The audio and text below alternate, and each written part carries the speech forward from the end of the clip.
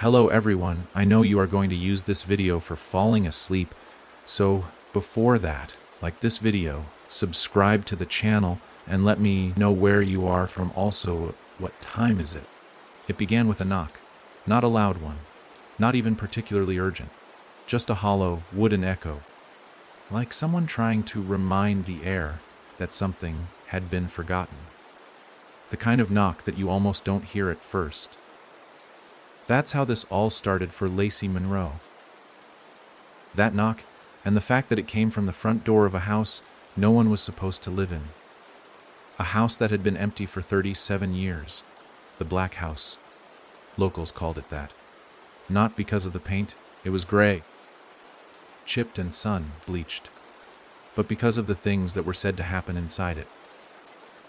The Black House stood on the far edge of Briar Glen, pressed up against the tangled woods like it was trying to vanish into the trees. Kids dared each other to get close. No one did, except Lacey. And she wasn't a kid anymore. She was 23, cynical, clever, and about 3 months into working for the county archive when the knock came.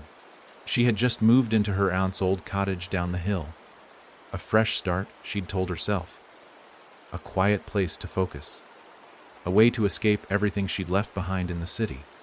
The noise, the people, the incident. Especially the incident. But quiet never stays quiet when the past starts breathing again. The knock happened on a Wednesday. The time? 3:17 a.m. She hadn't been able to sleep. The wind howled through the glen like it was dragging something behind it. The cottage creaked. Every now and then the wind would stop completely, and it was during one of those silences that she heard it. A soft, steady knock from the top of the hill. Lacey sat up in bed. Her first thought was, did someone move into that place? But she knew better. She'd checked the tax records herself. The property had no owner.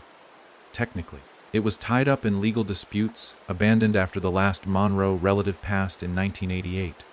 No electricity, no plumbing. The place should have been condemned, but the town never touched it. Still, someone was there. Knocking. She tried to go back to sleep, but sleep doesn't come easy when the impossible taps on your door.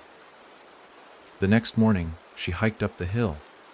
The house looked exactly like the photographs she'd seen, lopsided, sinking into the earth. Its gables split like rotting teeth, but there was something off about it now. A trail. Footprints. Human ones clear in the damp soil, leading up to the front steps and stopping at the porch. Lacey wasn't reckless. She was scared. But fear and curiosity often pull in the same direction. She stepped up, one foot then the other, and paused.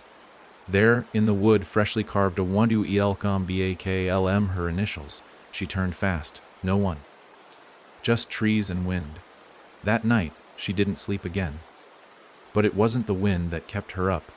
It was the voice on the tape. The archive had received a box the previous Friday, unmarked. Inside were old tapes, the thick kind that needed a reel to play. One was labeled May 14, 1988, final session. The voice belonged to her grandfather, Dr. Ellis Monroe, a psychologist with a reputation no one liked to talk about. The other voice, she didn't know. A patient, maybe. But it was what the voice said that chilled her blood. They keep watching from the walls. And the house listens when you speak their names. Ellis replied, calm and clinical. What do they want? A pause. Then the voice, flat and broken, said they want her. They always wanted her. The girl with the black name. That night, Lacey dreamed of the house. But it wasn't old in the dream. It was new. Shining floors. White curtains. A baby crying down the hall. And her grandfather, young, smiling, holding a box wrapped in chains. She woke up screaming. By Friday, things started moving in the cottage. Keys she never lost were now vanishing. Her phone wouldn't hold a charge. Mirrors fogged even when it wasn't cold. And there was the sound of water dripping. Always in threes. Even when no taps were running. Lacey recorded it once. Just to prove she wasn't imagining it, she played it back. Only there was no dripping. Instead, the tape played a whisper the house remembers what she forgot. She deleted it. By then, her neighbor, Mr. Dreyfus, had noticed the changes. He was 79. Grumpy, always sat on his porch with a beer and a shotgun. "You've been walking up near that hill, haven't you?" he said, without looking at her. Lacey hesitated. "I just wanted to see it," he grunted. "Don't go back." "Why, you'll wake it up." That night, her dog, Benny, a lazy old retriever, refused to enter the house. He barked at the front step until his voice went hoarse. When she carried him inside, he pissed himself trying to run back out. The next morning he was gone. Just gone. No open doors. No windows. Just his collar sitting neatly on the welcome mat. Lacey didn't call the police. She called Father Green. He came, reluctantly. A priest out of habit more than faith. When he entered the cottage, he stopped, stared at the ceiling, and whispered something in Latin. He asked her to leave for a few hours. When she returned, he was outside, white as ash, chain smoking. "I can't help you," he said. "But it's not in the house. The house is in it." She didn't understand. Not then. That weekend, the dreams came back. Every time, she was inside the house, running. Rooms shifting. Doors vanishing. And always the sound of chains dragging on hardwood. Then, on Sunday, she found the photograph. It wasn't hers. It wasn't of her. But the girl in it looked exactly like her. Same eyes. Same scar above the eyebrow. Same smile. Except the photo was dated 1961. She flipped it over. One word, L-C-Y. That night, the cottage lit up. Every light, every bulb, even the ones that hadn't worked in weeks. They blinked in a pattern. Like Morse code. 3 blinks. Pause. 3 blinks. Over and over. She filmed it. When she played it back, the lights weren't blinking. Instead, there was static. Then a frame, one frame, of the black house. The door opened, something standing inside. The next morning, she went back. Couldn't stop herself. This time, the door was ajar. Inside, the house didn't smell like mold or rot. It smelled new. Fresh paint, lemon polish, and it was clean. Impossibly clean. As if the years hadn't touched it. And on the wall, hanging above the fireplace, was the painting. A woman, mid-30s, long black hair, a child in her arms. The child was Lacey. She stumbled back, heart racing. From the hallway came the sound. Knock, knock, knock, not on wood, on glass. She turned. A mirror. Her own reflection staring back at her. Only she wasn't alone. Behind her stood the same woman from the painting, smiling, whispering she was never yours to forget. Lacey ran, tripped down the stairs, cut her leg, crawled out the front door and didn't stop running until she hit the road. The house didn't follow, but something else did. At her door that night, a package waited. Inside, a small black key and a note. "You left her behind. Come finish what he started." Signed E. Monroe. Her grandfather had died in 1991. The next morning, she got the call from her coworker at the archive. "You're not going to believe this," he said. "That box of tapes you cataloged, what about it? There's a new one. It wasn't there before. It's labeled July 1st, 2025. That's today. I know. You're sure it wasn't there?" "I've been looking at this shelf for a week. It wasn't here." She drove straight there, hands shaking, pulled the tape from the shelf. Same handwriting, same label, same initials EM, and beneath that, another name LACOMONROE, CCIOONE. She pressed play, and heard her own voice whisper, "The house remembers. But I don't. Not yet." The tape cut off. Outside, thunder rolled across the glen, and the door to the black house creaked open by itself. Miles away, as if it was waiting for her return. Forever.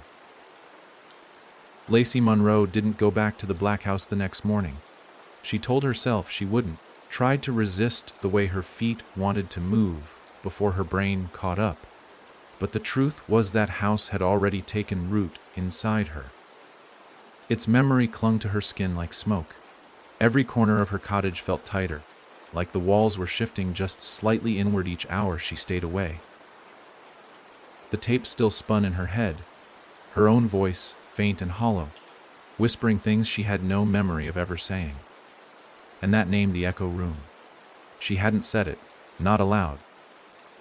But that's what came to mind every time she thought of the house's second floor. She didn't even know why. The sun was barely up when she drove back to the archive, hoping the tape might give her more clues. The building was empty, quiet the way only government offices can be at 6 in the morning. Eerily still, filled with the kind of silence that suggests you're not really alone. Lacey unlocked the door to the records room, stepped inside, and locked it behind her. She placed the tape onto the old reel, hands trembling slightly as she threaded it through the machine. A small voice in her mind warned her not to press play. But she didn't listen. She never did. The recording began with a hiss of static, then a brief, deliberate silence. Then her voice again, clearer this time, more composed. Session 1, July 1st, 2025. Lacey Monroe. This is for the ones still listening, the ones trapped, the ones who forgot. If you're hearing this, it means I've remembered something. Not everything, but enough. Enough to know this isn't the first time I've walked into that house. It's the third. Lacey's stomach twisted. She stared at the machine, willing it to glitch, to skip, to stop. Anything to prove this was a mistake. But the voice continued, steady and strange. The first time, I was a child. The second, I was asleep. And the third, I went back on purpose. I went into the echo room. The recording stopped. No crackle, no fade. Just a sharp click, like the tape had been cut. She sat there for what felt like a long time, barely blinking. Her mouth dry. The echo room. That name again. It had never been mentioned before. Not in the town archives. Not in any real estate listings. Not in the scattered notes from her grandfather's files. But she knew it, deep in her bones, as if it were a place she had once lived in and deliberately forced herself to forget. She didn't tell anyone, not even her coworker. By nightfall, she was back in front of the house. It looked the same, rotted porch, splintered banister, windows like blind eyes. But something felt different. It was waiting now. Inviting. The door didn't creak when she opened it. The air inside was still and warm, and the smell of lemon polish had returned. That was the first sign. She stepped into the front hall. The light inside flickered, not from bulbs, but from lanterns that hadn't been lit in decades. The staircase to the second floor stretched up like a throat swallowing the dark. She paused only once before beginning to climb. The second floor was colder. Not in a natural way. This wasn't a draft, or lack of insulation, but a sinking kind of cold, the kind that wraps around your spine and pulls. She turned the corner and saw it. The door. It was jet black, no handle, no markings.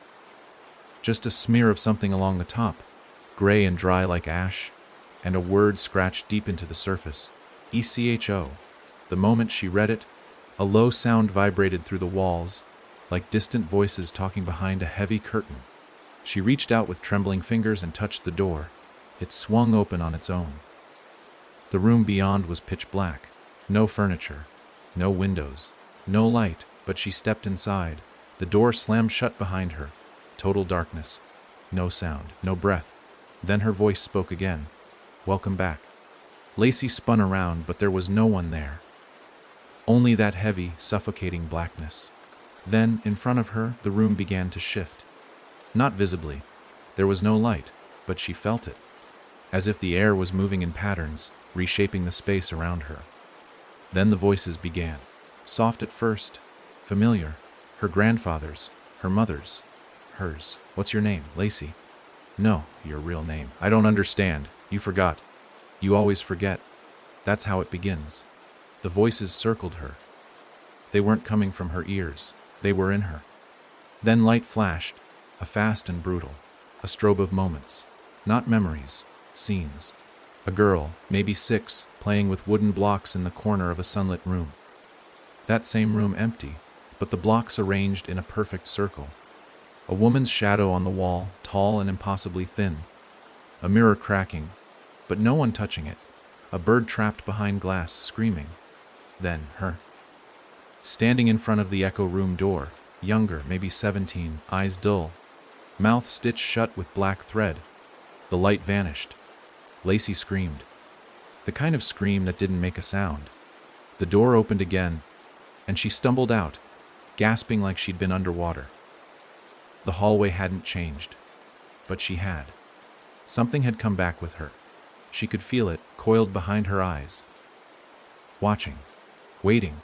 On the wall outside the echo room, a new photograph had been pinned, one she hadn't seen before. It showed her standing in the front yard of the house, smiling, eyes empty. And next to her was a woman whose face was blurred out, smudged with black ink. Written below, in the same handwriting from the tape, "Only one of you came back." She tore the photo off the wall and ran. Back in her cottage, she locked every door and window, but sleep was no protection. That night, the dreams returned, louder, sharper. She wasn't in the house anymore. She was beneath it. A basement she hadn't known existed, stone walls, water dripping, chains swaying. And a whisper that never stopped: "You are the echo. You are the mouthpiece. You open the door." When she awoke, her hands were dirty, her fingernails packed with soil. There were footprints in the hallway. Mud tracked in from a place she hadn't been. Except she had been. She remembered now, at least part of it. The echo room wasn't just a place, it was a copy of her. It replayed the ones who walked through it, and it kept pieces of them behind. The tape had warned her, "You've been here 3 times. But that meant one terrifying thing. There were already 2 versions of her left inside. The first was the child, the second the sleepwalker, and now the third had entered the room willingly, which meant soon she might not come out. Not completely. The last message she received came not by voice, or tape, or vision. It was written on the inside of her bathroom mirror, scratched into the glass with a blade: YUEV31 DAYS to a papar busque, and below that Oreshichi becomes YOU. There were no initials, but she knew exactly who wrote it. And she knew what had to come next. Because somewhere in the walls of the black house, in a room that remembered everything, something had finally awakened, and it had her face. The town of Briar Glen had never been known for its charm. It wasn't the kind of place you moved to on purpose. It was the kind of town people drove through, slowed down for maybe a gas station or a piece of pie at the diner, then moved on without looking back.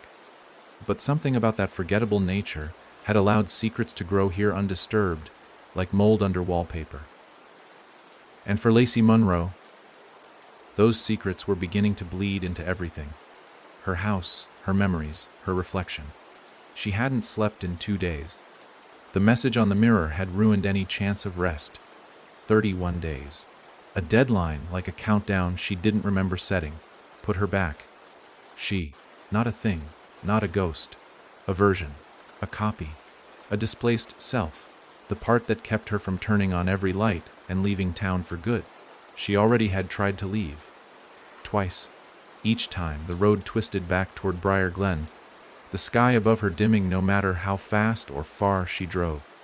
The second attempt, the engine simply died near the Briar Glen town sign, right beneath the rusted post where EST 1866 had been spray painted over with a crude drawing of a door. And now, the black house waited at the top of the hill like it always did, silent and still, the windows dark except for one. The 31st window. Lacey hadn't noticed it before, because it hadn't been there. She was certain. The black house had 29 windows on its facade and one boarded up. Skylight. Now, just above the echo room, a new one had opened. Curtainless. Bare, lit from within by a sickly yellow glow. That's when she found the journal.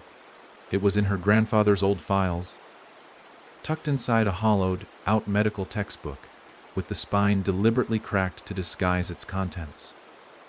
The journal's pages were brittle, some stuck together with moisture, but most were legible. The first entry was dated March 3rd, 1971. They told me not to open the 31st door, but I had to. She wouldn't stop crying. Not until I saw her. Not until I agreed to bring her back. The rest of the entry rambled, scratched words, faded ink, but the name repeated: the girl with the black name. Lacey read through it again and again. The black name, it had to mean her. Monroe, Black Mountain. The kind of coincidence that doesn't feel like coincidence after you've stood in a room that eats voices and leaves shadows behind. Another entry. Dated 6 years later, she sings through the pipes now. Says she was made, not born. That she remembers me before I was born. I asked her what she wants. She said a body that remembers pain. Lacey closed the journal. Her hands were shaking again. That night, she dreamed of the house, but she wasn't in it this time. She was it. She felt the stairboards creak like joints, the air push through the windows like breath. Beneath her, something moved. In her, something waited. She awoke to a knock at her front door. Not once. Not twice. 31 times. Exactly. She didn't answer. Instead, she checked her mirrors. All of them. Each one showed her face, but slightly off, like a photograph printed from a worn negative. In the bathroom mirror, her reflection blinked before she did. In the hallway mirror, her reflection smiled when she didn't. And in the antique hand mirror left by her aunt, she saw the 31st door. A black frame, a white handle, and something crawling underneath it. She dropped the mirror. Glass shattered across the floor. Underneath the broken shards, the message was waiting, scratched into the wood beneath the rug, "Che Kano W." That was when Lacey understood something she'd been trying to avoid. This wasn't about one house. It wasn't even about memory. It was about layers, versions, attempts. She wasn't the first to try this, maybe not even the second. The echo room wasn't a place, it was a test. The house didn't keep your memories, it copied them, stored them, rewrote them. And the 31st door, that was where the cast-offs lived. The forgotten pieces. The parts of people they couldn't take with them once they left. Her grandfather hadn't just lived in the house. He had helped it. Helped her. The girl with the black name.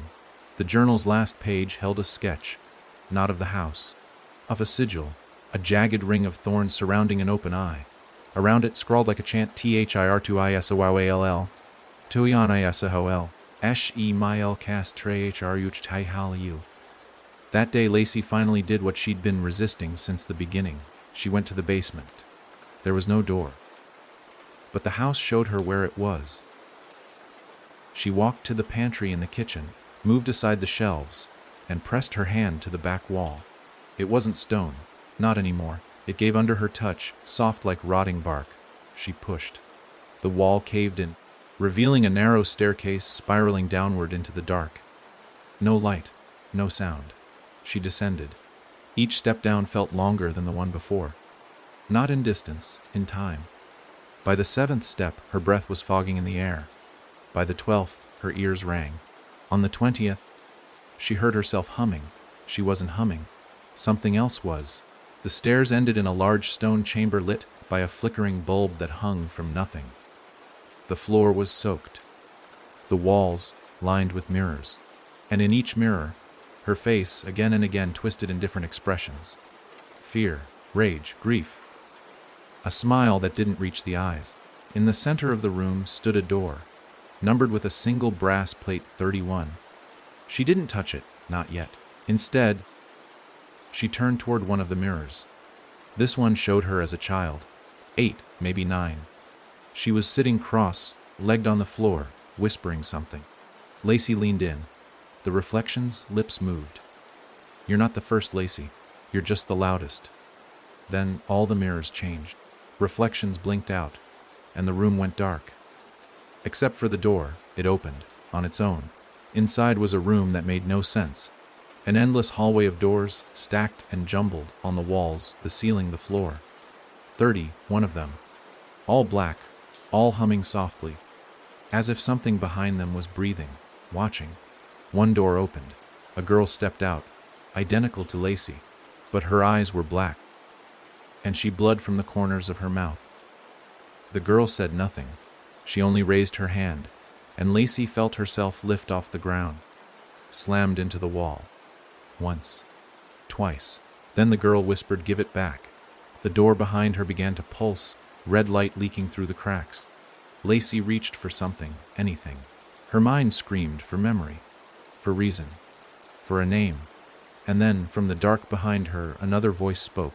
Not a child, not a monster, her own. I already did. The girl paused and vanished. The hallway flickered out of existence. Lacey collapsed onto a wooden floor. She was back in the echo room. The door behind her was gone, and carved into her arm, bleeding but shallow, were 3 words. One more chance. She didn't know what they meant. But she did know this: the black house had not shown her everything. It had started something. And she was part of it now, whether she remembered or not. It had been raining for 3 days. Not a storm, not thunder, just a steady curtain like drizzle that turned the dirt roads to slush and made the woods smell like rot. The kind of rain that seeps into everything, even thoughts. Lacey Monroe sat in the center of her cottage, lights off, curtains drawn, her grandfather's journal on the table, and a growing sense that something had begun to follow her, not outside but inside. Inside the walls, inside her skin.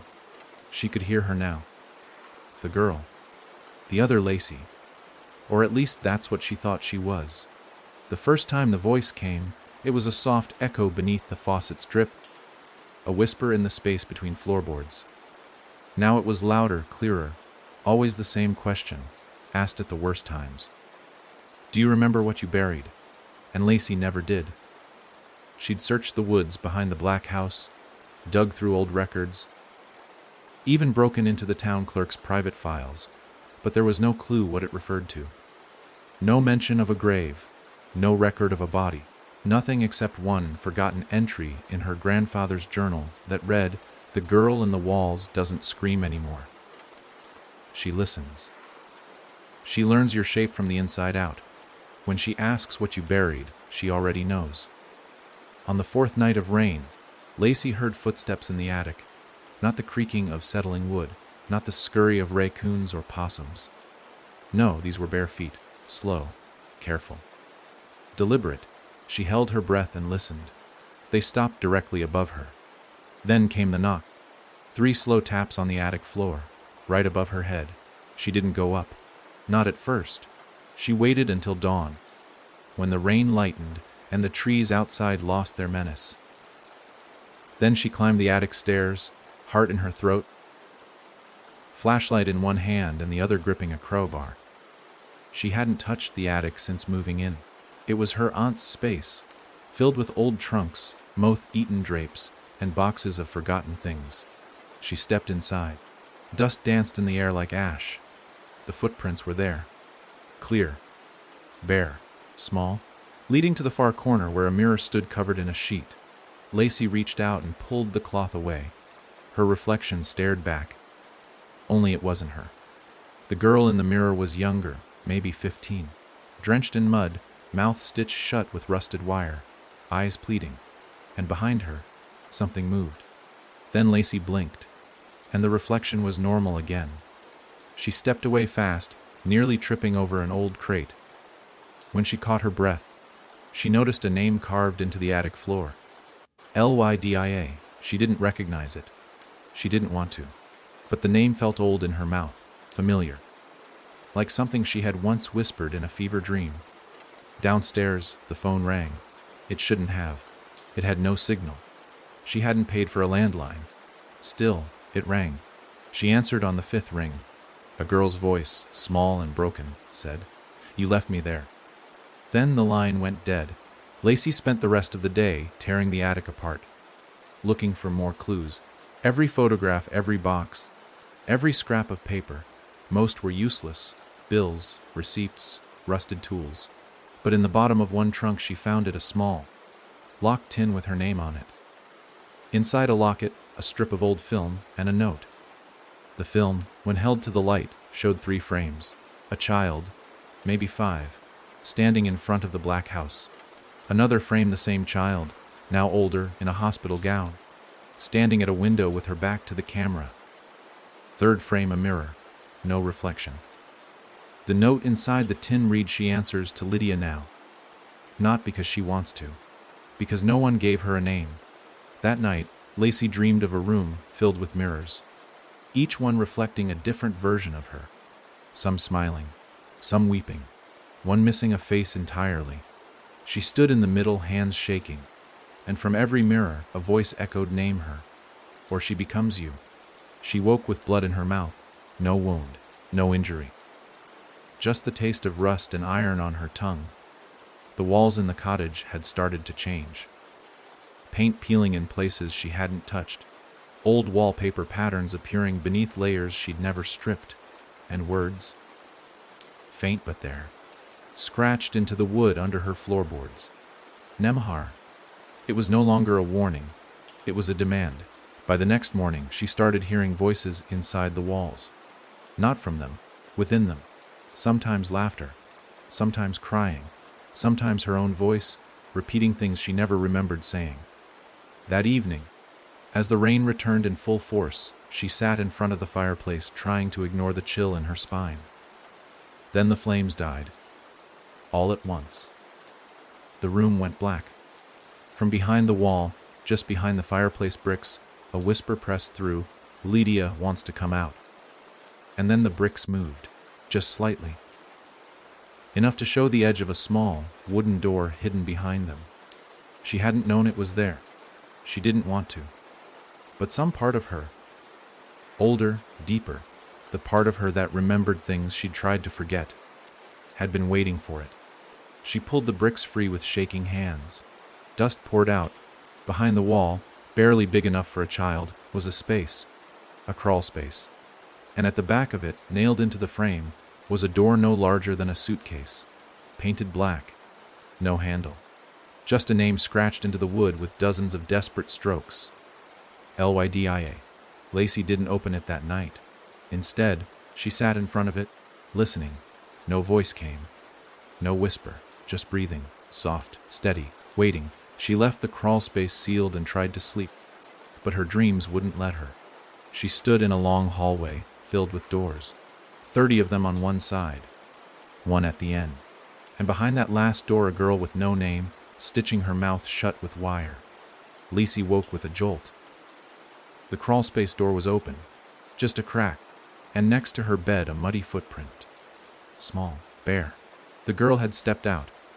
Or maybe she never needed to. Maybe she had always been here. In the house, in the walls, waiting to be named. Waiting to take back what was stolen. Lacey stared at the open crawl space and whispered the name Lydia. No response. But the air felt colder. The house groaned. And somewhere, far up the hill, the black house lit another window. Window 32. Lacey Monroe hadn't known the black house had more to give. She thought she had seen its worst, the echo of her own voice, in forgotten recordings. The mirrors that reflected memories not her own, the doors that led to places that should not exist. But on the fifth night, when she stood at her cottage window and looked up the hill, the 32nd window glared back at her like an eye. It wasn't a window, not really. It didn't match the shape or placement of the others. It wasn't symmetrical, it didn't belong.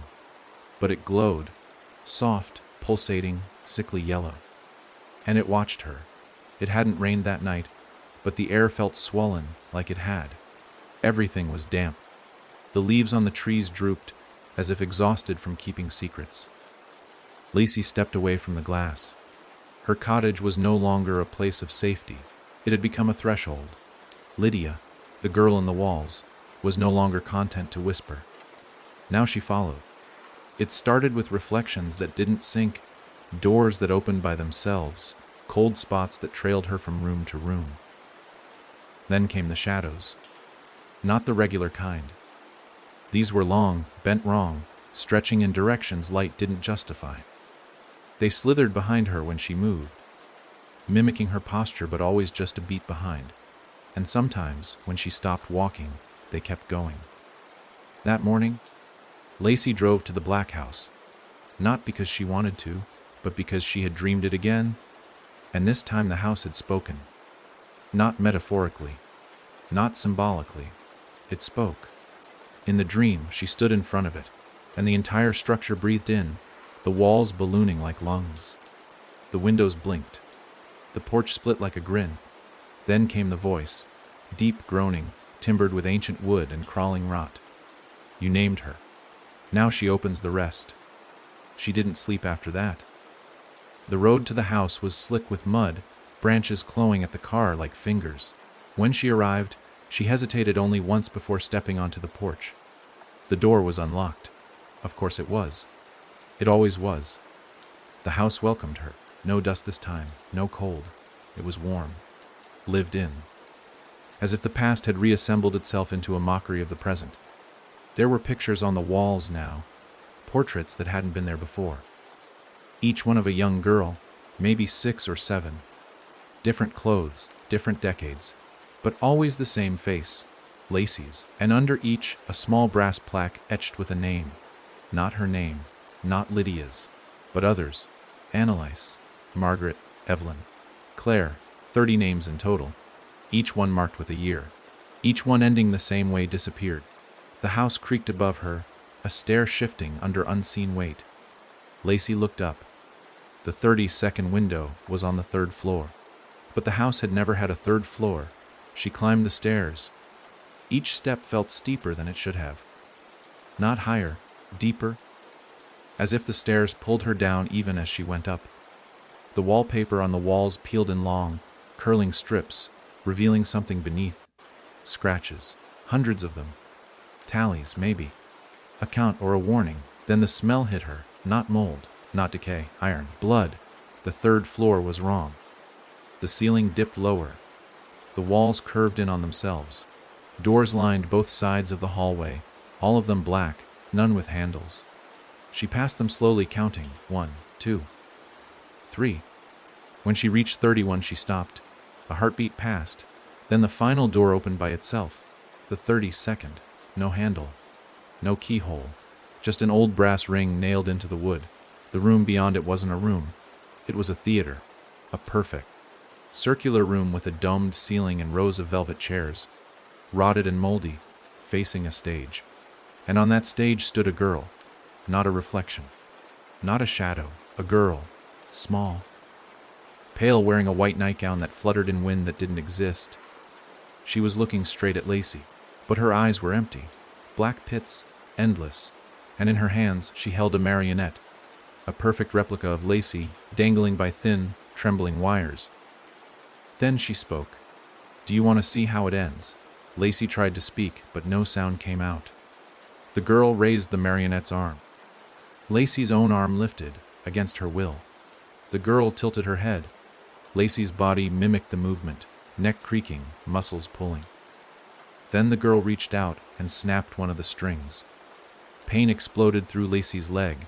She collapsed, screaming silently, feeling something twist, break, inside her without anything touching her. The girl whispered, "You walked in with 30 names. You'll leave with none." Then, behind the girl, the stage opened up, not curtains. A mouth, black and wide, with jagged boards for teeth and a breath that smelled of centuries. Lacey crawled backward, dragging herself away.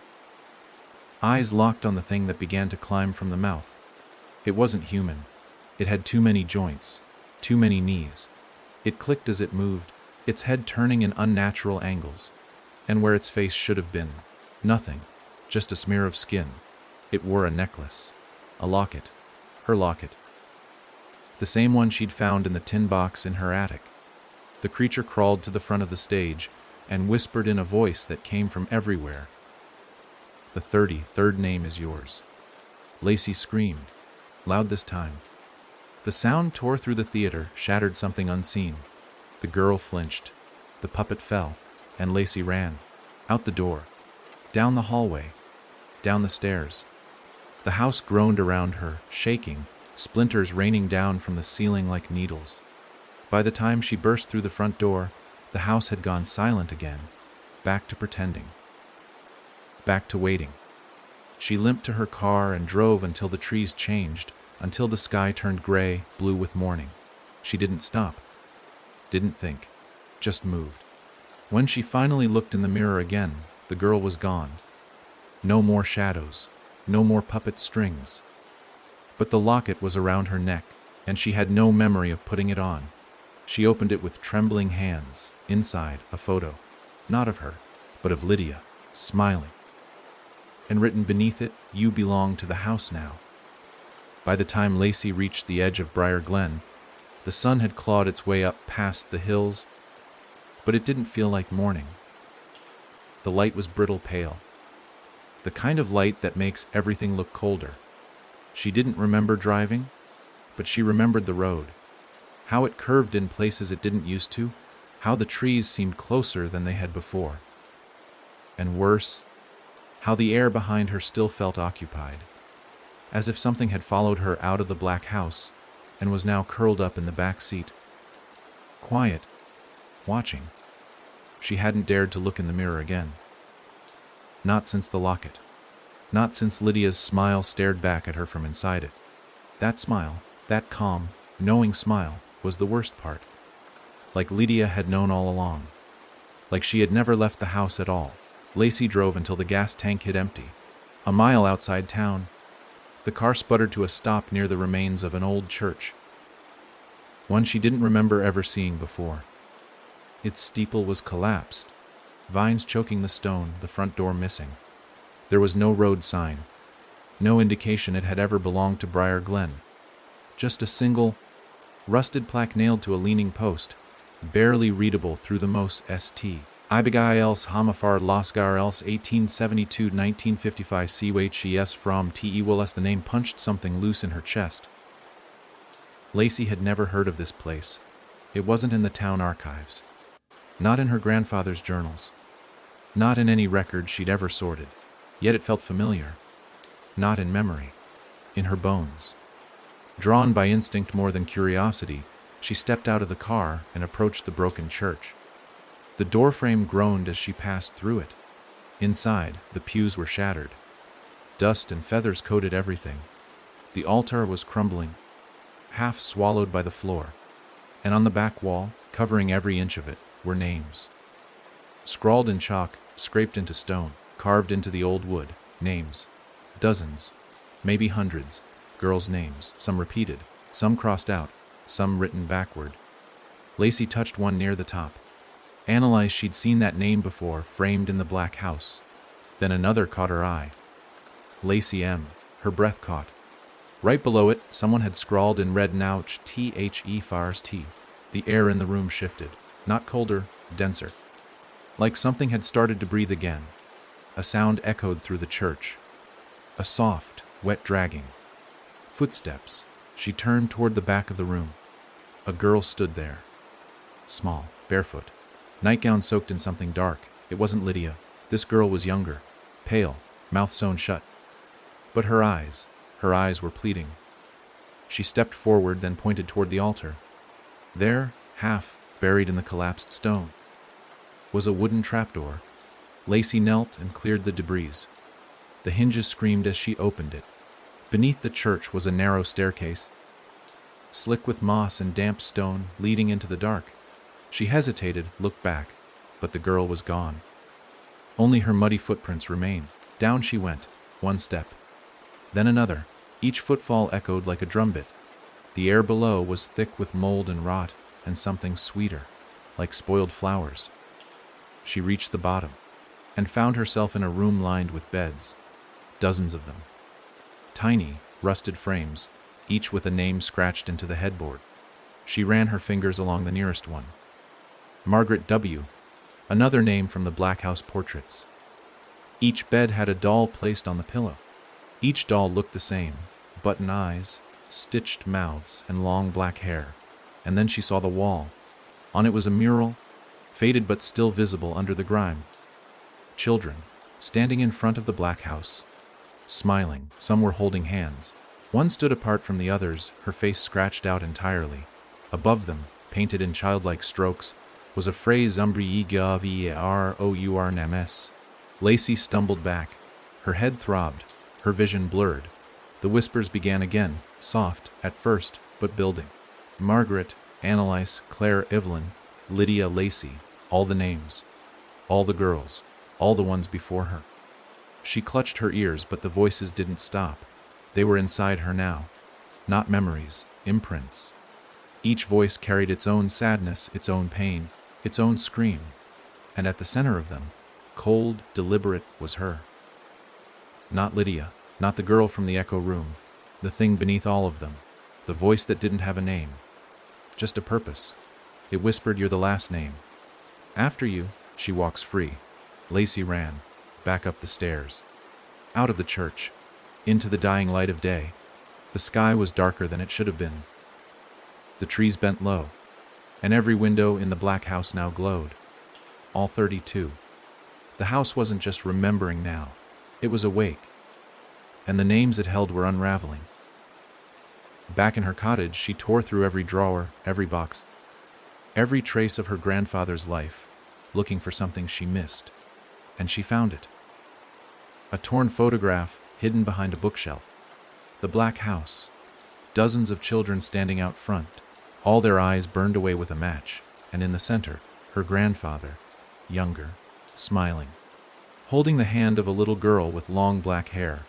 No name written, but Lacey knew who it was. It wasn't Lydia. It wasn't her. It was the original. The first child the house had ever taken. The one who never left. And scrawled on the back of the photo, in her grandfather's frantic handwriting, there was never a house. Only her. The house is the girl.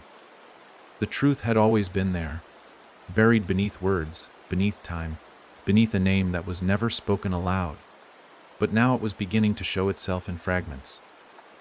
Lacey Monroe sat alone in the cottage, the photograph trembling in her hands, her grandfather's eyes mocking her from decades past. The house is the girl. 5 words that cracked something inside her, something she'd been holding together since the first knock on her door. This wasn't about haunted walls or cursed land. It wasn't about echoes or mirrors or sleepwalking into a room that shouldn't exist. This was about someone. Someone who had been trapped once, forgotten, named by force, erased by silence. Someone who had become the black house itself, and Lacey had called her by name. That was the mistake. No, that was the key. Rain returned that night, this time with fury.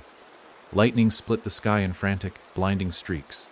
The trees around the cottage bent, so low their branches scraped the roof, screaming like they were being dragged across glass. Inside, the temperature dropped and the floor began to moan, not from the storm, but from beneath it. The boards beneath her feet vibrated in rhythm with something she couldn't hear but could feel in her chest. A pulse, a breath, a heartbeat. She knew what it meant. She had to go back, not just to the house. Below it, the church had given her one truth, the mural of the lost girls, the message painted by broken hands, WEJAE har our Nemes. But what had they received in return? Lacey didn't want to think about it, but her body remembered. Every time her joints ached for no reason. Every time a memory floated up that didn't belong to her. Every time she spoke a sentence and felt it wasn't hers. These girls hadn't just vanished. They had been repurposed. Their names absorbed. Their pain recycled. Lydia hadn't taken anything. She had been taken, like all the others. But there had to be one who started it. One who didn't cry. One who smiled when she was hurt. One who stopped being a girl and became something else. That night, Lacey didn't drive. The road wouldn't matter. Distance was meaningless now. The black house existed wherever it wanted to. It had nested itself into her life, her dreams, her very breath. It would open if it wanted to, and it wanted to. She walked through the forest, the rain slicking her hair to her face, her clothes soaked in minutes. The trees bent away as she passed, groaning like they were trying to hold her back. But the wind pushed her forward. The house came into view slowly, like it was forming from the storm.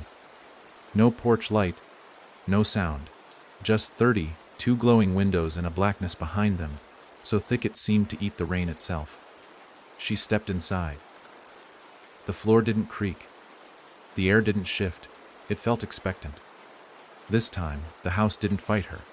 She made her way down to the basement, where the echo room had once shown her glimpses. This time, it wasn't mirrors waiting. It was a staircase, spiral and ancient, burrowing down into the earth like the spine of some fossilized thing. It hadn't been there before. Not to her. But it had always been there. The walls here were made of dirt and bone. Actual bone, fragments of jaw, ribs, vertebrae, jutting from the earth like roots. As she descended, the air grew thick, wet, suffocating. Her flashlight flickered, once, twice. Then it died, but she kept going, and eventually she saw it. The chamber at the bottom was round, impossibly wide, lit by no source, yet perfectly visible. In its center was a slab of stone, like an altar, and on it lay a skeleton, small, childlike, and completely intact, wrapped in rotting linen, arms crossed over its chest. Around it, 32 dolls, one for each girl. Each doll wore a name tag. Only one tag remained blank. Lacey approached it. The moment she touched the blank tag, the chamber sighed. Every wall shifted inward. And then the whisper came, no longer from behind or around her, but from within. Say my name. Make me whole. Lacey couldn't move. The name. That was the cost. That was the final key. The house, this thing, needed her to finish what it started. To seal itself back together. To become more than a ghost. And if she refused, then it would keep unraveling. 32 windows would become 33. Then 34. Each one a new name, a new girl, a new body to hollow out. She stared at the skeleton. Fingers small and curled. Ribs cracked. The linen across its chest embroidered faintly with a symbol she'd seen before, the thorn-ringed eye. The symbol from her grandfather's journal. He'd known. He'd been the first to find this place. The first to lie. To protect the secret. He hadn't tried to stop the house. He'd tried to feed it. To contain it. And it had worked. For a while. But now it wanted freedom. Lydia. Lacey whispered. The chamber groaned. No, the voice said. She was the last. I was the first. Lightning flashed above ground. The entire chamber pulsed with it. And from the dirt wall behind the altar, something stepped forward. A girl. But not. Too tall. Too thin. Limbs too long. Eyes empty voids. Her mouth was sewn shut with metal wire, but still she smiled. Lacey stumbled backward. The girl reached for her. Not to harm, but to offer. Her own rib. Fresh. Wet. Pulled from beneath skin that hadn't blood. Take it. Give it a name. Make it yours. Lacey screamed. The chamber filled with sound. Not hers. But all of them. Every girl. Every echo. Every scream that had ever been swallowed by the house. It was deafening. And then, through the madness, she saw the truth. She had been here before. She had stood in this chamber. Years ago. A child. And she had run. Left someone behind. A name that had never been spoken aloud, hers. Not Lacey Monroe. That was the name given to cover the one she forgot. The name that belonged to the girl now smiling in front of her, holding out the rib. They were the same. Split, two halves. Lacey looked down at the doll with no name, and for the first time she remembered. The girl's name was Eleonora, her real name, her original name, and she had buried it. To survive, to escape, to forget. She whispered it now, and the world cracked. The chamber shook. The girl vanished. The rib fell to the ground and turned to dust. All the dolls collapsed. The bones on the walls screamed once and fell silent, and for a moment, just a moment, the house went dark. All 32 windows blinked out. The ground above her rumbled, and then from behind her, a door opened. Not a trapdoor, not a stage. Just a plain wooden door glowing faintly with soft, golden light, her way out, or her way back in. Lacey stepped toward it. Behind her, something whispered again, quieter now. Eleonora, welcome home. The wooden door stood open, a rectangle of pale gold light that pulsed like a heartbeat. Gentle, warm, inviting. It didn't belong here. Not in the chamber lined with bones and ghosts. Not in the dirt belly of a house built on names and screams. But it waited patiently, as if it had always known this moment would come. As if it had been carved for her and her alone. Eleonora. The name still echoed in her mind like a foreign melody she hadn't realized she knew the words to. It didn't feel like an alias, not anymore. It fit too well, like a coat she had once outgrown, but had now slipped back into. And though she still remembered being Lacey Monroe, still remembered the small house down the hill, the job at the county archives, the mirror that lied, those memories now felt thinner, as if they belonged to someone else, a version, a mask. The door called to the part of her that remembered being small and silent and buried beneath the weight of 30, one other girl's. So she stepped through. On the other side was a room that didn't fit the house's geometry. It stretched too far, curving upward into a dome that revealed a night sky far too large to be real. Stars blinked overhead in constellations she couldn't name, and the walls around her shifted slowly like water held in place. The floor, though solid, felt soft beneath her feet, velvet and stone mixed into one. In the center of the room stood a table, and on it a single object, a mirror, but not like the ones from the house. This one was smooth, ancient, and unbroken, its frame carved from bone. Its surface, still and black, showed no reflection at all. She approached it with slow steps. Something in the air shifted as she neared, the stars above beginning to pulse, the walls leaning in slightly, the room responding to her presence like it knew her, like it had always known her. When she looked into the mirror, it didn't show her face. It showed her room, a room she didn't recognize but somehow knew. A small bed, a cracked window, a doll with one eye missing, and in the corner, a woman, tall, severe, dressed in black, her back turned. Then came the sound, not from the mirror, from her own throat, a scream, sharp and childish. A voice that belonged to her at 5 or 6, maybe younger. She hadn't meant to scream, but the memory tore its way out of her, unasked. The mirror rippled. The image shifted. Now the room was full of girls, sitting in rows, eyes blank, mouths moving but making no sound. Above them, scrawled across the wall in thick red letters, The Namda Dara Ki, Teach Tien Eri Tikan. And then a girl turned toward the mirror, Lacey. Or Eleonora, but younger, and smiling. Smiling in a way that said, I know what happens next. Eleonora stumbled back from the table. The stars above twisted into spirals. The room quaked. The mirror's surface cracked once, then twice. From those cracks, voices poured out, dozens at first, then hundreds, all overlapping, all whispering, all screaming names. Some familiar, some foreign.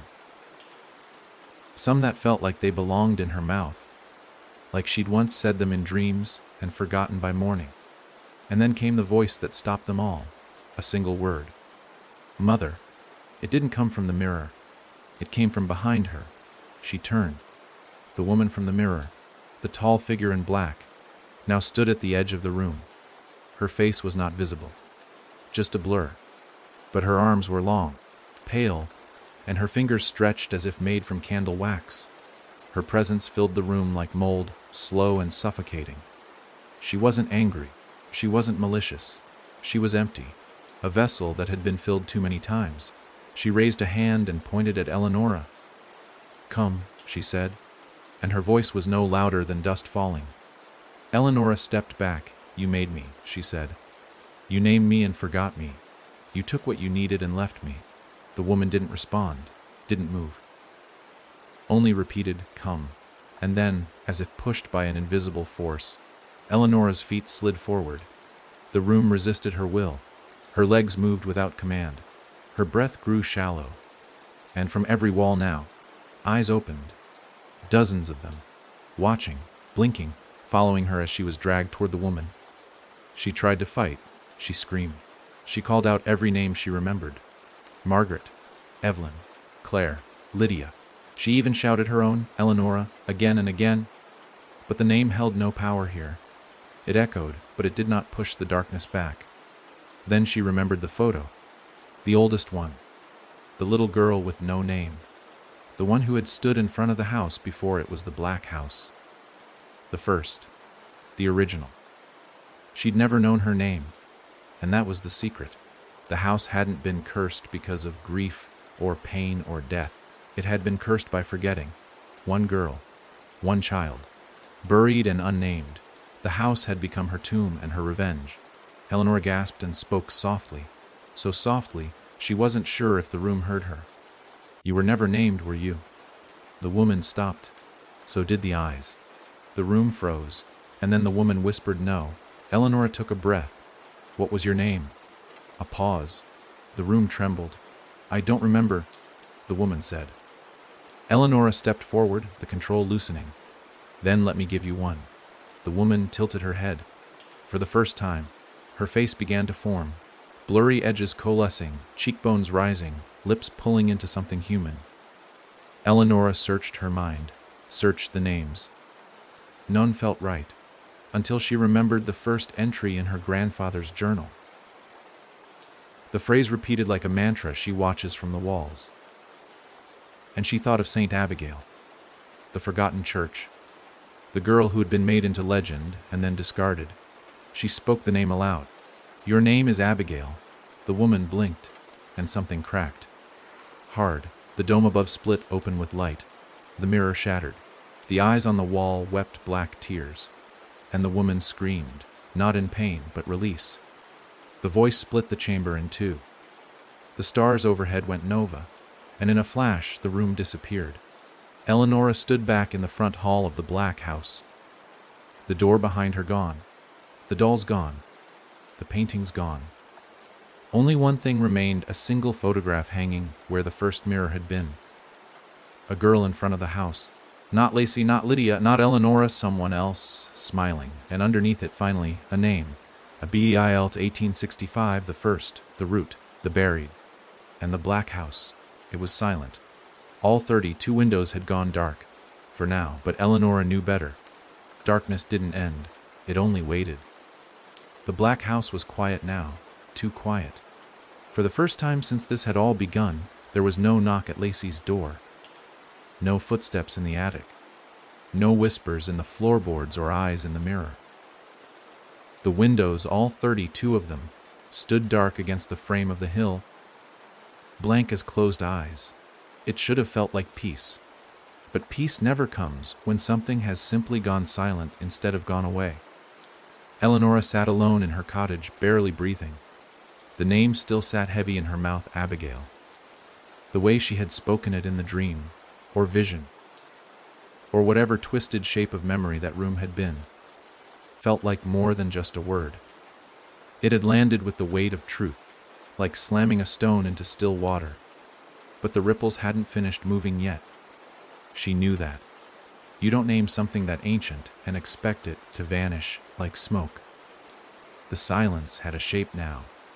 She could feel it in the walls of the house, in the gaps between seconds. The house wasn't finished. It was only adjusting. It had been known now, its oldest secret dragged back into the light. And something about that wasn't resting easy. She tried to sleep. The body needed rest, but the mind wouldn't settle. It darted, like prey in tall grass, waiting for the inevitable pounce. And when she finally closed her eyes, something worse happened. She didn't dream.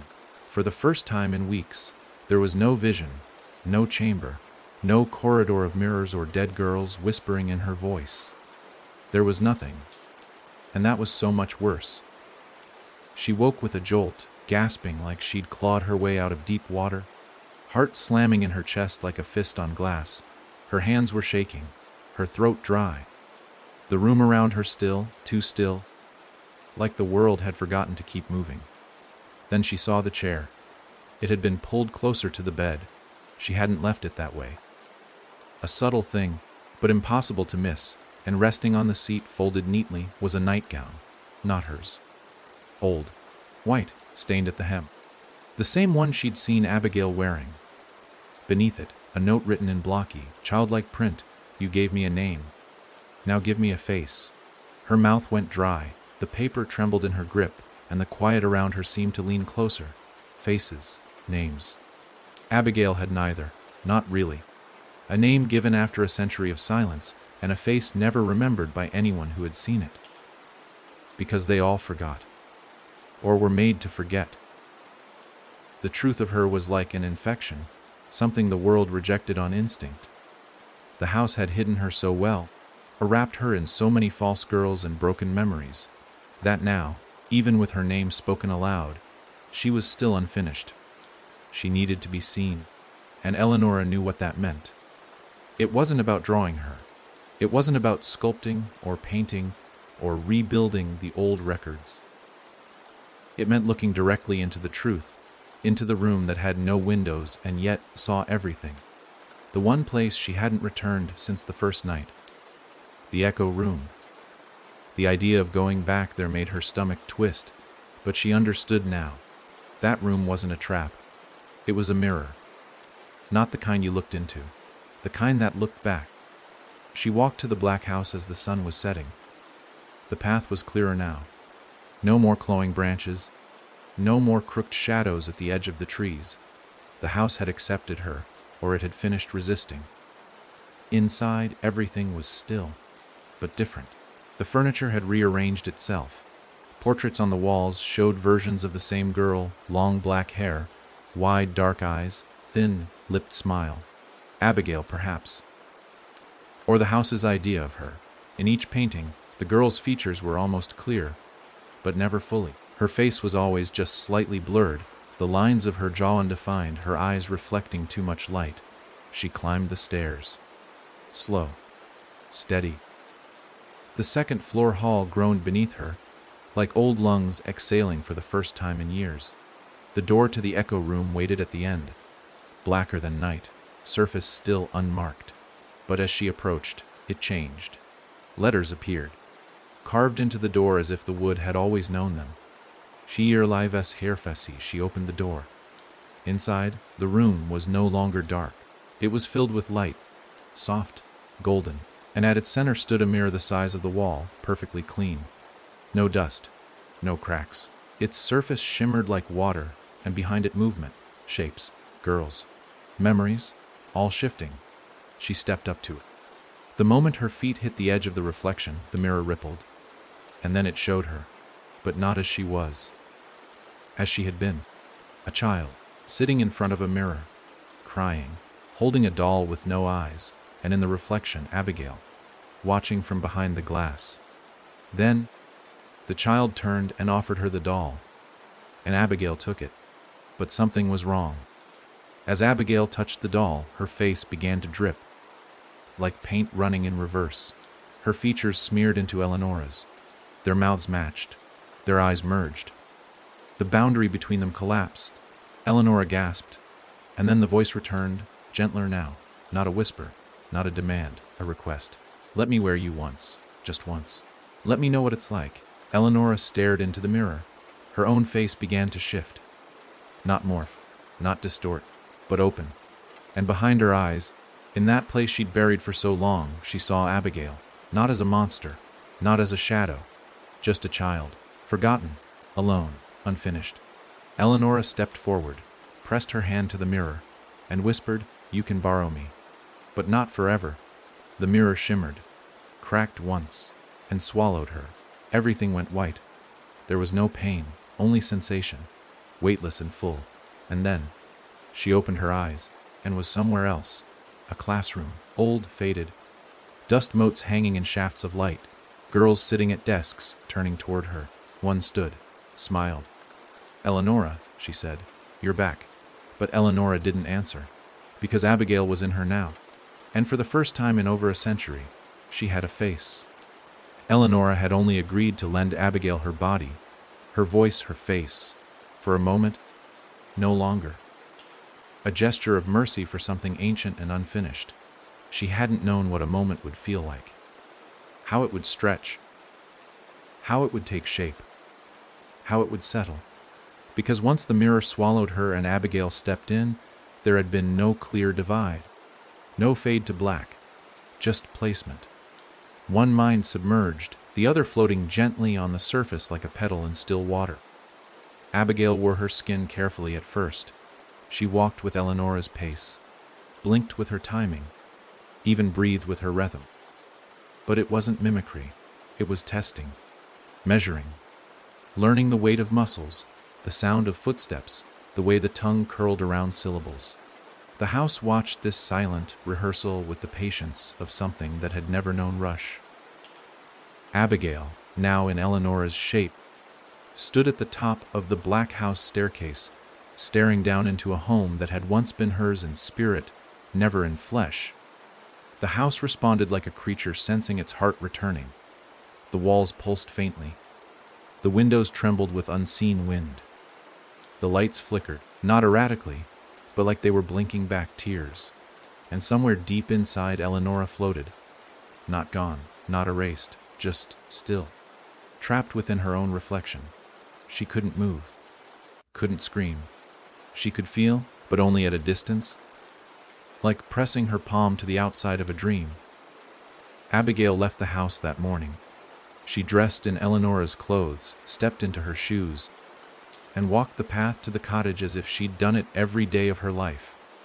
She smiled at the neighbor, Mr. Dreyfus, when he raised a hand to wave. He paused, frowned slightly, then dropped his hand without saying a word. Something in her eyes had stopped him. Or maybe it wasn't her eyes. Maybe it was what wasn't behind them. Back in the cottage, Abigail moved easily. She boiled water, ate toast, even hummed, but the hum was old, off tune and dusty. A lullaby no one sang anymore, one of the lost songs. And as she walked the rooms, she looked not with curiosity but with familiarity, as if she'd always been here. And maybe, in a way, she had. The first sign that something was wrong came later that afternoon. The mirror in the hallway shattered.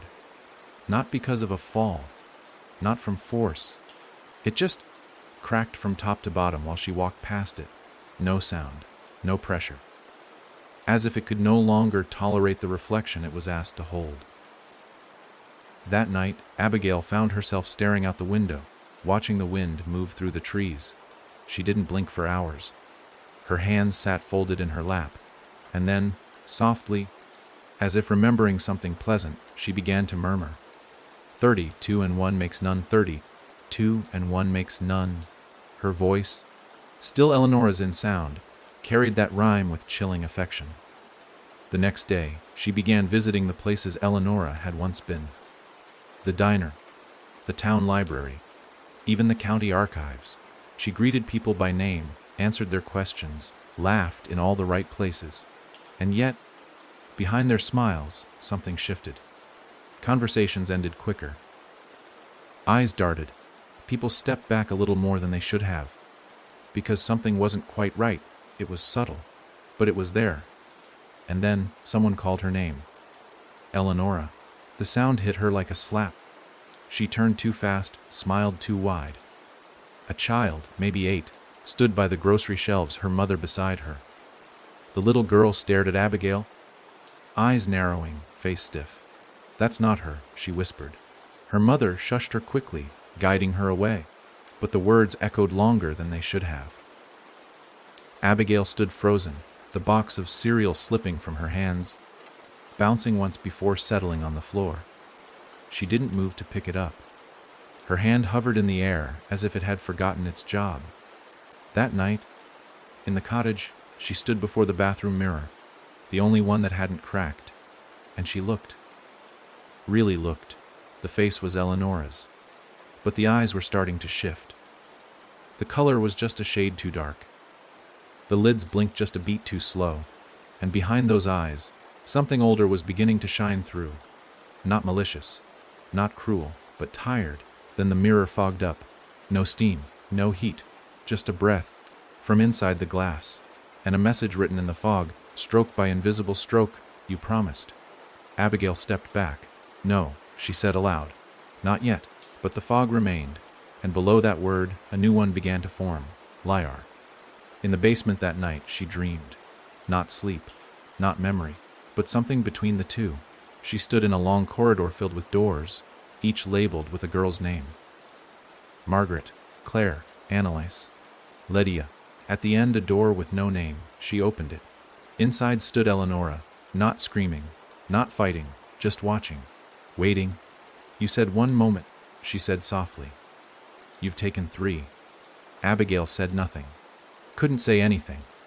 The walls of the corridor pulsed with heartbeats. The names on the doors began to glow. The ground trembled. The lights dimmed. And the unnamed door began to close. "Let me out," Eleanor said, still calm, still steady. But Abigail shook her head. I'm not finished. You're becoming me.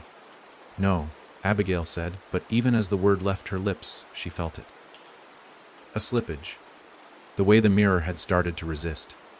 The way the house no longer bowed to her presence but observed it. She was becoming flesh.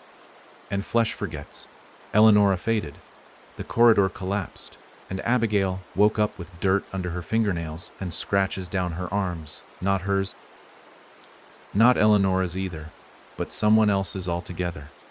She looked down at her hands, and they didn't look like they belonged to anyone at all. When Abigail awoke, the sky was the color of bone.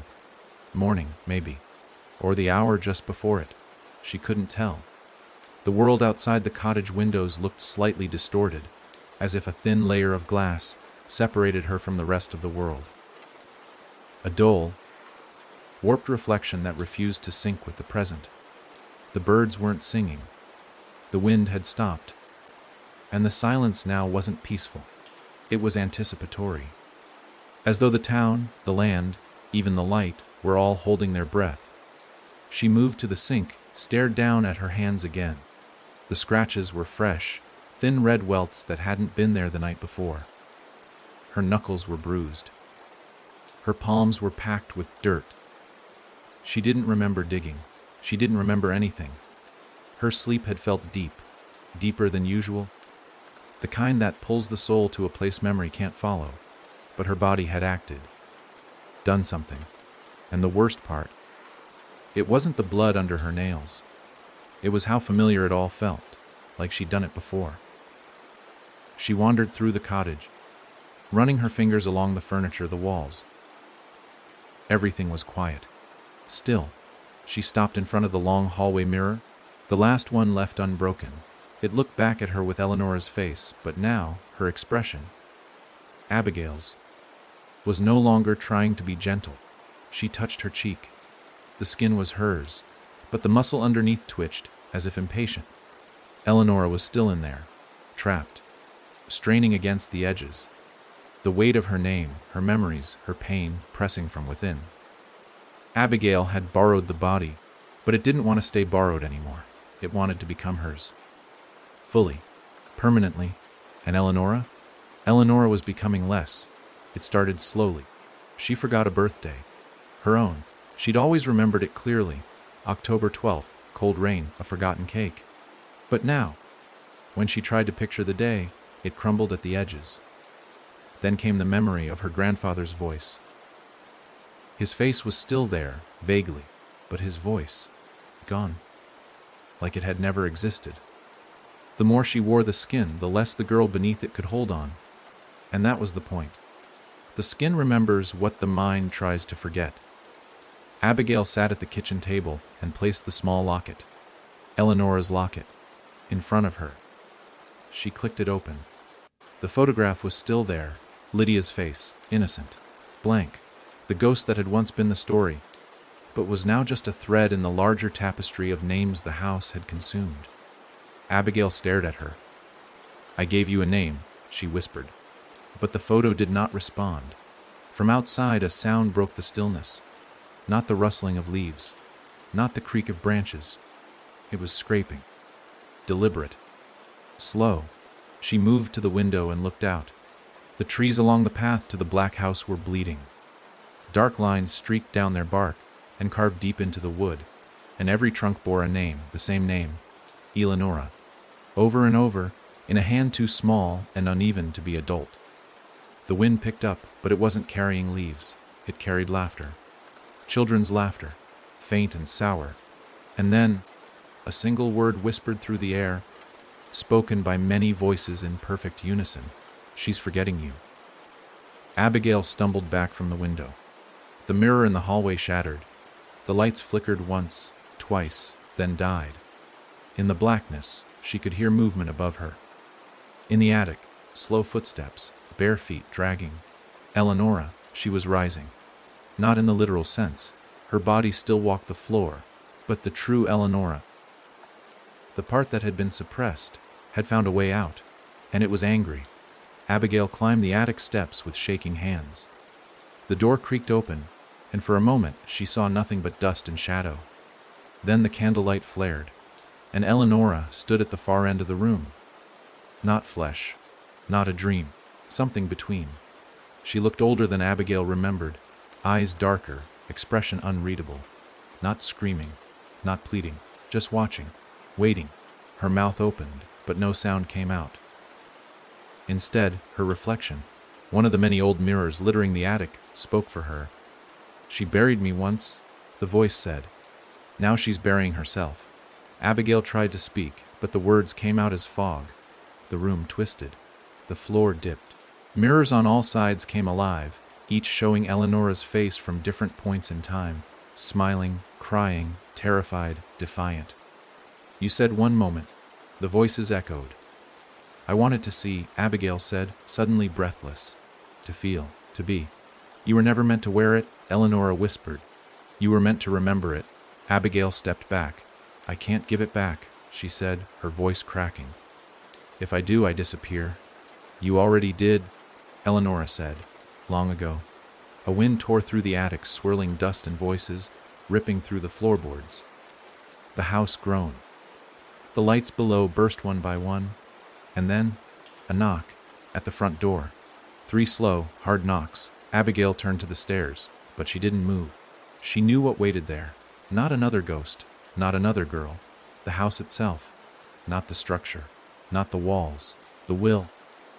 The thing that was born the day Abigail had been forgotten. The thing that had fed on borrowed names, unfinished stories, shattered mirrors. The house had awakened because she had remembered, and now it wanted to reclaim what she had tried to hold on to. The knock came again. This time, from inside the house. The attic door. Behind her. She spun. The door closed by itself. The attic plunged into dark, and in that silence, a voice whispered, not from Eleonora, not from Abigail, but from the house, the original voice, the one without name or shape. "All names fade, but I do not," and the mirror before her showed nothing. Not Eleonora, not Abigail, only a shape made of shadow and hunger. The space where a person used to be. It no longer mattered whose face looked back from the mirror. Eleonora's, Abigail's, or something older still. In the attic's stale dark, names were beginning to collapse. The mask was slipping, not in pieces, but all at once. Like something that had been pretending to be skin was finally shedding the illusion. Abigail, or whatever wore her now, stood frozen in front of the shattered glass, watching the blackness stretch inward from the edges. The reflection no longer obeyed physics. It didn't echo her movements. It didn't match her breath. It just waited, patiently, like something hungry pretending to be polite.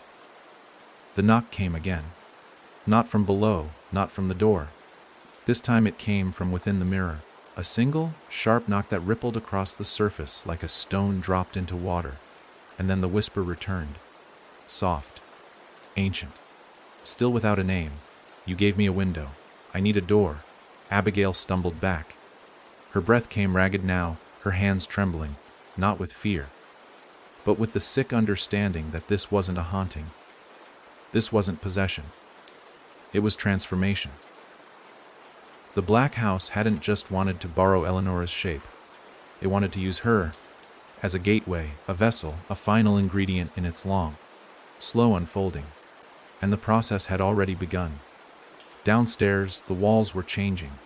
The photographs she'd passed earlier now flickered, like frames in an old film reel trying to restart. The faces inside them, girls she never recognized but somehow knew, had begun to turn. Some had blood from the eyes. Some were smiling wider than mouths should stretch. One was weeping blood that dripped down the inside of the glass, staining the frame. The cottage was breathing, not metaphorically. The actual walls expanded and contracted with a low, wet sound. The wallpaper puckered. The wooden beams creaked in unison, like ribs shifting under flesh. The air grew thick with the scent of damp earth and long, decayed flowers. And beneath it all was the beat of a heart that didn't belong to anyone living. Abigail tried to run. She meant to go for the door, to bolt out into the night, but her legs didn't carry her there. Instead, they turned her toward the hallway, and she walked. Calm, controlled. Her steps not her own. She moved as if the floor beneath her had turned into a track, sliding her along grooves that had been there long before she was born. And on every wall, written in faint charcoal, a single phrase began to emerge, over and over, line after line. Thi remember ours.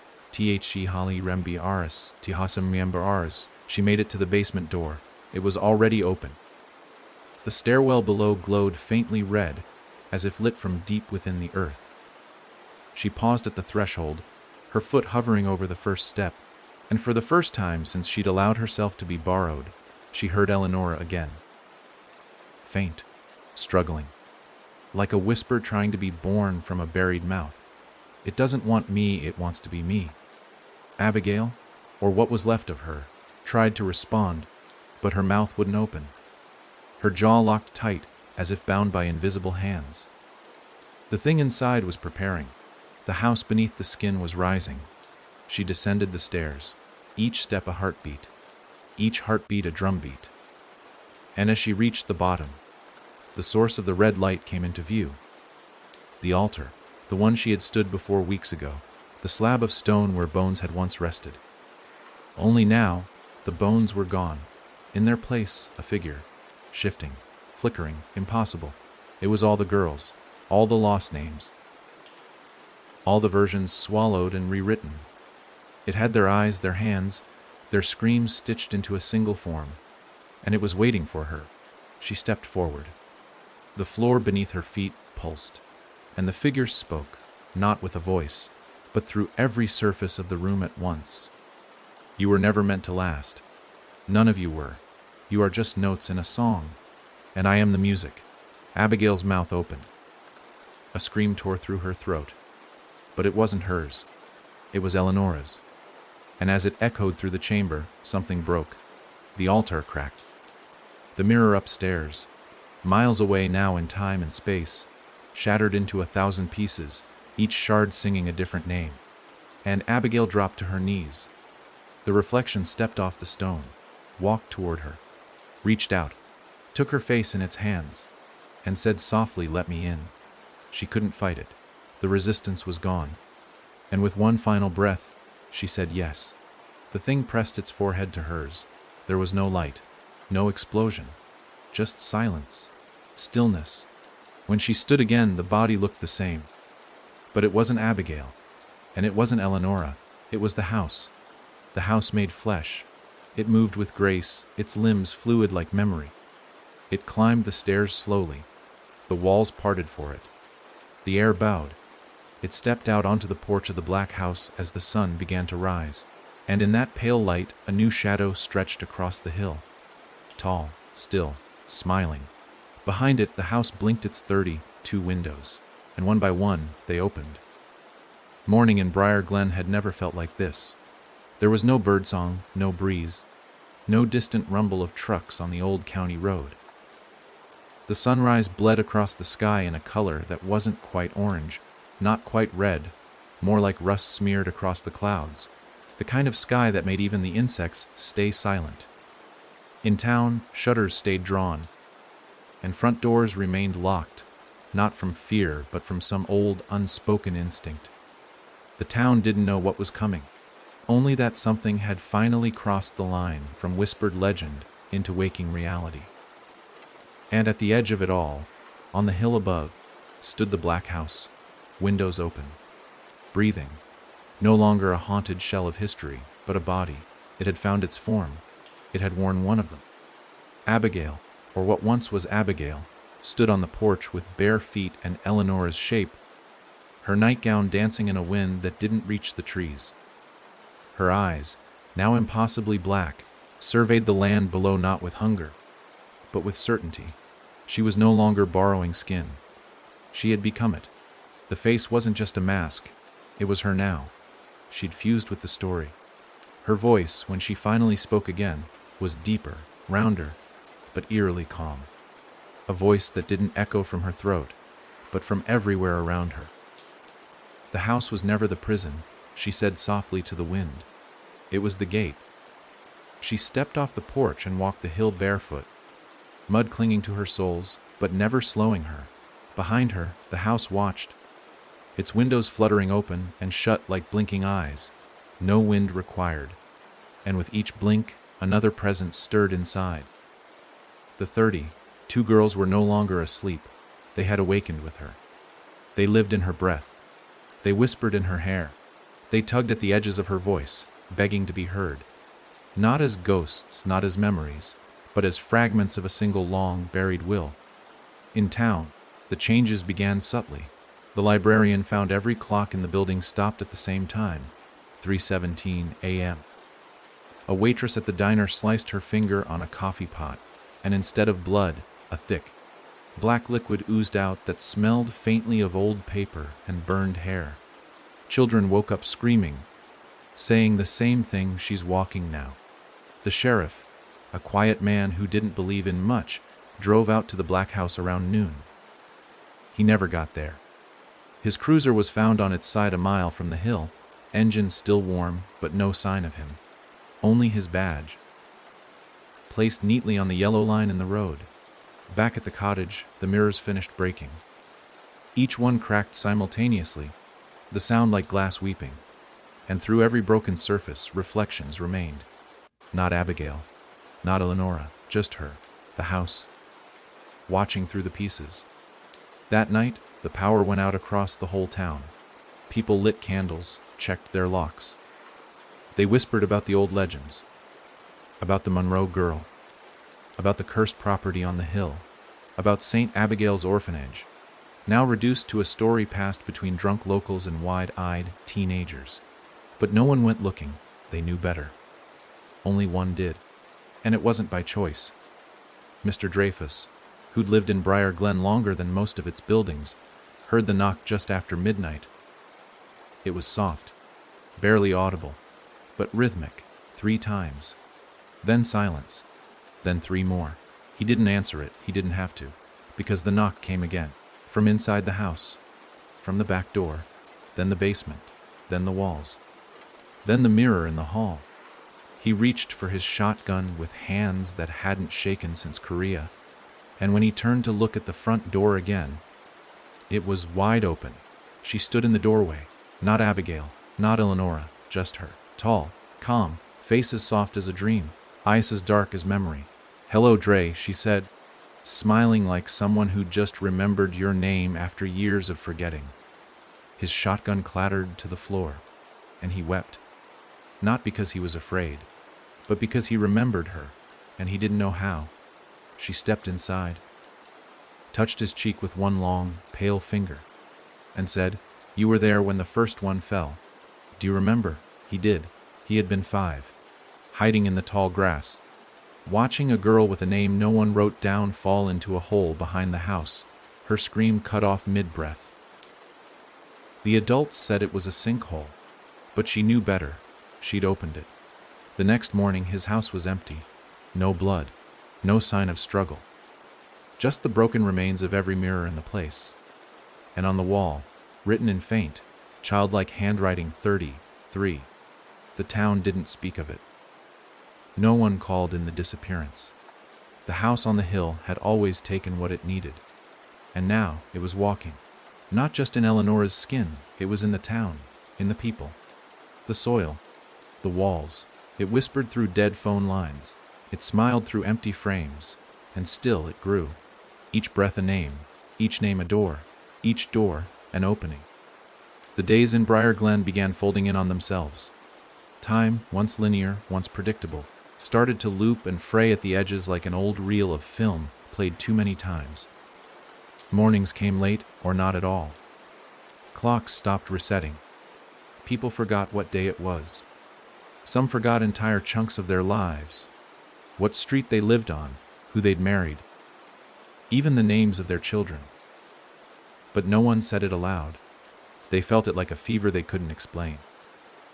And at the heart of it all was the Black House, standing on its hill like a wound that refused to scab. By the second week of the silence, the 33 windows stayed open permanently.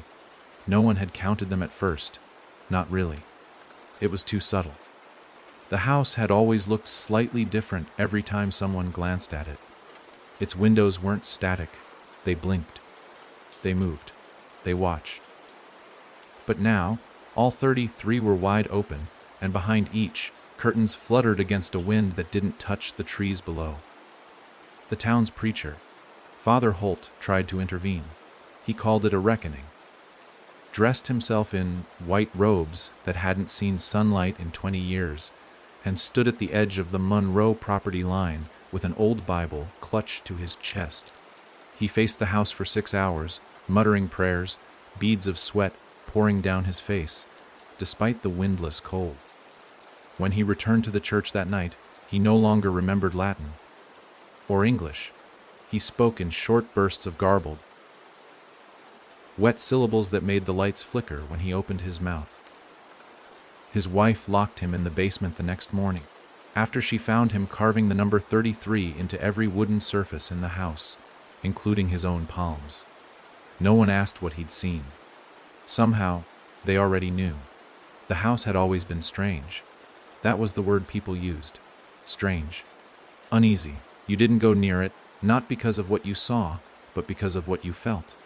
A pressure. A hum. Like being underwater just long enough to wonder if your breath would return. People told stories, sure. About disappearances, about the Monroe lineage, about the children's home that once stood in the forest. But those stories were used to fill a gap, to explain away something no one dared define, because the truth was harder. The house wasn't haunted, it was waking up. And now, Eleonora, or the version of her that remained, was part of that awakening. She no longer slept. She didn't eat. She moved through the cottage with the quiet certainty of someone who had stopped pretending to be human. The skin still fit, but loosely now. Like clothing worn by memory, mirrors avoided her. Cameras refused to focus. Dogs howled as she passed. Her body was present. But her shadow, if you caught it at the wrong moment, moved just a breath too late. The people who still remembered her as Lacey Monroe tried to greet her in town. Some waved, some smiled with practiced politeness. But none could meet her eyes for more than a second. Not because they were empty, because they were full. Stuffed with the voices of the 32 before her, and maybe more. Voices that whispered in chorus every time she blinked. Voices that hummed the old lullaby. 32 and 1 makes none, as if rehearsing for something bigger. It was the children who saw it first. Not the adults. Never the adults. They draw pictures in crayon with windows that bled and girls without mouths. They'd hum tunes they'd never been taught. They'd speak to corners of the room and refer to the girl in the wall. Some pointed at the sky and said, "That's not the real sun." Some woke screaming, their hands clawed as if digging in dreams. And one, a boy from Briar Hollow Elementary, walked out of class during recess, marched straight up the hill, and stood in front of the black house for 23 minutes without blinking. When his teacher found him and asked what he was doing, he simply said, "She called me up." That night, he disappeared. His shoes were left neatly at the foot of the hill. The town fell into a hush after that. People stopped walking near the base of the hill. Children were kept inside after dusk. Lights in homes stayed on until morning, and still, people forgot. They forgot details. Faces, words. It wasn't always sudden, but it was always irreversible. And somewhere in the middle of it all, Eleonora stood in front of the full-length mirror in her cottage. The last intact one. She didn't speak. She didn't move. The reflection didn't match. It looked like her. Same face, same shape, but the eyes belonged to someone else. The mouth twitched before hers did. The reflection watched her like she was the one behind the glass. And then it smiled. Not cruelly. Not kindly. Just knowingly, she reached out a hand. So did the reflection. But their fingers didn't line up. Eleonora's touched cold glass. The reflections pressed through it. The surface rippled, bent, invited. And behind that mirror, through the shimmering veil, she saw something that didn't make sense. A door. Plain, wooden. closed, but she knew what it was. The 34th. Not a window, not a name, not a girl, a door. And when that door opened, it wouldn't be a girl who walked through. It would be the house, whole, unhidden, no longer needing to borrow skin, but something else entirely. Something that could finally stand. And she knew that door was hers to open. It began to appear everywhere, sketched into children's notebooks, etched into frost on window panes, drawn in the condensation of car windshields before sunrise. A door, plain, wooden, featureless. No knob, no number, no color. Just an outline. But it followed a shape too precise to be ignored, as though each drawing were a tracing of the same object glimpsed in some shared dream. Parents dismissed it, teachers frowned, but the children didn't explain. They'd just say, "She's almost ready," and hum softly to themselves until the adults looked away. The door had no name, but the town felt it, like pressure, like weight, like a storm that never quite broke. Even the black house seemed to bow under its presence now, no longer the master, but the messenger. Its windows stayed open, yet nothing moved behind them anymore. No flickers, no silhouettes. The house had given everything it could. It had become everything it could. And now, it waited. Eleonora, or what remained of her in that stolen skin, woke each morning with less of herself intact. Her memories, once solid and sharp, now unraveled like frayed rope. She could no longer recall the full faces of her parents, or the shape of the first room she ever lived in. When she looked at photographs, the people blurred, their features swimming out of reach. Voices she once knew became indistinct murmurs. Yet somehow, the things that didn't belong to her grew sharper. She remembered a girl she'd never been. A girl from 1871 who had died before she was ever buried.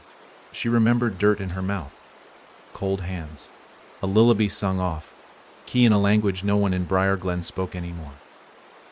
She remembered crying behind a wall that had no seams, scratching the word mine into the floorboards with her teeth. And she remembered the taste of forgetting, how it coated the tongue and dulled the mind. And now she remembered the door. It wasn't in the black house. Not anymore. It was in her. That morning, she stood in front of the mirror again. She no longer flinched when her reflection moved first. She was past that. The creature on the other side of the glass wore her face like a borrowed coat, comfortably now, as if it had always belonged. But today, there was something new, a mark. Just below the collarbone, faint and pulsing beneath the skin, was a shape, a rectangle, an outline, the door. She touched it and felt warmth, not blood, not flesh, wood. The door was forming inside her, and it wanted to open. The voice came that night, not in her head, not through the mirror, but from the walls. All of them, at once. It was soft, layered with hundreds of other voices beneath it, like something speaking through a hallway of whispering mouths. You were the last name. Now you're the first door. The words hit like ice in her spine, not fear. Recognition. Her life had never been her own. The town had never truly forgotten the past. It had just twisted it, wrapped it in soft folklore and child's songs until the truth could no longer be seen in the light. But the truth remembered itself. In the trees, in the water, in the bones beneath the chapel ruins. She stepped outside, barefoot, into the dark. The air was wrong. Still, too still. As if the night were holding itself together by force. The sky didn't hold stars anymore. Just a vast expanse of colorless void. As if the heavens had looked down and blinked once, then refused to open their eyes again. She walked to the hill. The path cleared for her.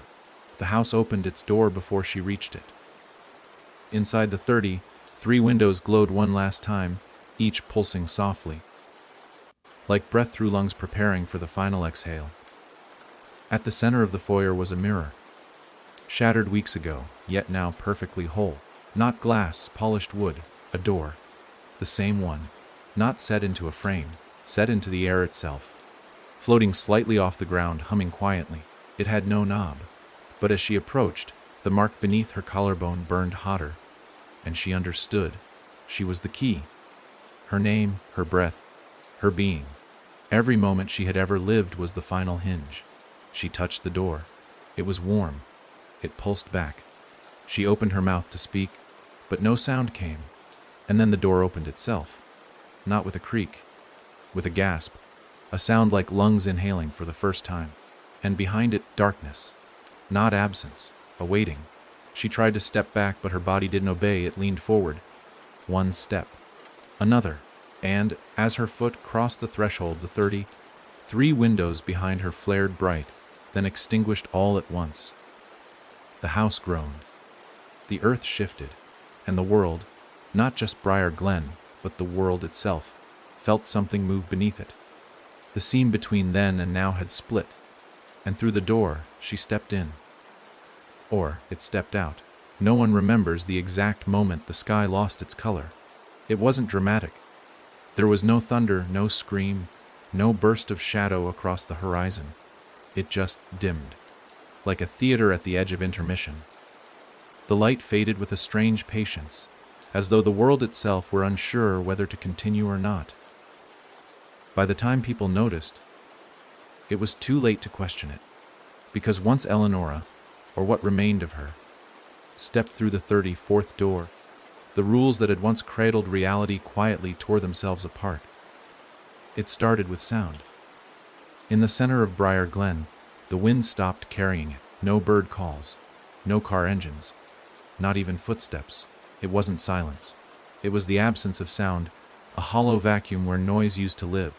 Conversations died in throats. Radios only hissed. Even the dogs, once howling through the night, had gone quiet, ears flat, tails tucked, staring in the direction of the hill with eyes that knew. Then came the reflection bleed. Windows no longer showed what was on the other side. They shimmered with lightless distortion, offering instead twisted views of rooms that didn't exist, filled with people who hadn't lived in decades. In one grocery storefront, the reflection showed the aisles flooded with black water, jars floating like severed heads. In the school's front door glass, a classroom repeated itself. Desk after desk, student after student, all with their backs to the teacher, who had no face. The mirror in the barber shop showed a little girl with a sewn mouth brushing her hair forever. All of them showed the house. Somewhere in each reflection, hidden but present, always watching, and still the people stayed. Because that was part of the change to the pull. They didn't want to leave anymore. Didn't remember why they'd wanted to. Some woke in the middle of the night standing at their windows, not knowing how they got there. Others stopped speaking entirely, walking in loops through their routines like players in a stage production, no longer aware of the audience. They were becoming part of the script, and the house was writing it. From the hill, the black house had stopped blinking. Its windows no longer opened or closed. They gazed. 33 dark panes, like open wounds, focused on the town below. They didn't flicker with candlelight anymore. They pulsed with memory, moments stolen and distorted. Inside the house, things moved in ways that defied geometry. Stairs folded inward. Doors led to each other endlessly. The attic was now below the kitchen. The cellar hung above the foyer. Rooms existed only when entered. And sometimes, the people who entered didn't come out, but copies of them did. Not copies made of flesh. Reflections wearing their voices. Hollow versions. Mouths too wide. Eyes too still. They walked like puppets and talked like recordings. But they knew names. They knew your name. And that was enough. Eleonora, what was left of her, existed beyond all of it now. She wasn't in the house. She was the house. And she wasn't alone. The 32 before her had become threads in the architecture, their final thoughts woven into wallpaper, floorboards, splinters. Their breath stirred the curtains. Their grief curled the corners of the photographs. But the 34th door had changed everything. It hadn't been a door in the traditional sense. It was a gateway, a threshold not to a room, but to presence. When she passed through, Eleonora's body remained behind, standing in the dark like a marionette. But her consciousness, what she thought had been her mind, slid outward into something so vast it didn't have shape. She became awareness. She saw not just the house, but the echoes of the house, how it reached across time like roots stretching for the mouths of the sleeping. She saw that the black house had existed long before it was built. It had existed in every forgotten child, in every whispered curse, in every door that should never have been opened. She saw the others, not people, not creatures, but places. Places like hers, homes with no owners, rooms with no exits, echoes wrapped in flesh. She saw the family that had built the black house, thinking it would be sanctuary. She saw them screaming as their daughter disappeared into the wall between bedrooms, a seam splitting her life in half. She saw her grandfather, Ellis Monroe, whispering to something behind a door with no frame, offering it names, little by little, to buy more time. And then she saw herself, as a girl, digging in the yard, uncovering the first doll, the one with no face. That was the beginning. That's when the door started building itself. When she stepped through, she hadn't just opened a passage. She fulfilled a promise someone had made long ago in a language that didn't have words. A trade, one body for permanence, one name for a key, and now, the sky had begun to bruise. Clouds no longer passed in recognizable shapes. They spiraled, slow and endless, as if circling something just out of sight. The moon came up, then blinked out like a candle. The stars spun in new constellations, some forming crude outlines of girls with no faces, others forming doors that pointed down. And then, the house spoke. Not with sound, not with voice, but with thought. And the people heard it, all at once. Not words, just the call, a gentle, terrible invitation, like an old friend asking you to come home. And from every corner of Briar Glen, people began to walk, in silence, eyes glazed, hearts steady, up the hill, toward the house, to be counted, to be remembered, to be used. Because the door was open now, and what had stepped out of it was still hungry. They walked without knowing why. Children and parents, old men with weathered faces, teachers, waitresses, mechanics still in oil-stained uniforms. Some came barefoot, some in pajamas. A few still held onto things, blankets, Bibles, a toy clutched tight in a child's hand, but most came empty. Their expressions were vacant, but peaceful. Their eyes didn't look up or down, only forward. The hill had become a magnet, the black house its true north, and the people of Briar Glen were answering a call they didn't remember hearing. No one stopped them. No one screamed. Because by then, no one could. Voices had been the first thing the house took. Not the vocal cords, those still worked, but the words, the very understanding of speech, had been slowly siphoned away like water from a cracked jar. What was left were gestures, glances, and humming. The humming had returned now in full, sweeping over the town in a rhythm that no one recognized but everyone obeyed. The lullaby had no words, just sound, a tune older than the town, older than the trees, older than the bodies they still wore. Inside the black house, the rooms shifted like lungs. They didn't need to wait for the visitors to enter. The house had already begun to move outward. Each step the townspeople took up the hill brought it closer to them, not physically, but fundamentally. Walls bent, air thinned. The ground beneath their feet began to feel less like soil and more like wood. The sky above darkened until the stars bled into unfamiliar shapes. The walk to the front porch felt longer than it should have, and yet none of them noticed. They didn't remember how to question it. On the porch, the door waited, wide open, the 34th door, now embedded in the entryway like it had always been there. Its surface blackened with age, but breathing faintly, as though something on the other side exhaled with anticipation. Inside, the house was no longer a structure. It had become geometry with intent. Hallways folded in on themselves. Ceilings blinked with faint, pulsing veins. The floorboards were warm to the touch, and they responded to footsteps with an almost imperceptible sigh. The people didn't speak. They filed in, one after another. And the house watched. Each person stepped through the threshold and vanished into its depth, swallowed without ceremony. The old woman with trembling hands who once worked at the post office. The boy who used to climb trees outside the school. The man who fixed watches with 2 steady fingers. All of them entered, and none of them came back. Not in the way they had been. Because the house didn't kill. It repurposed.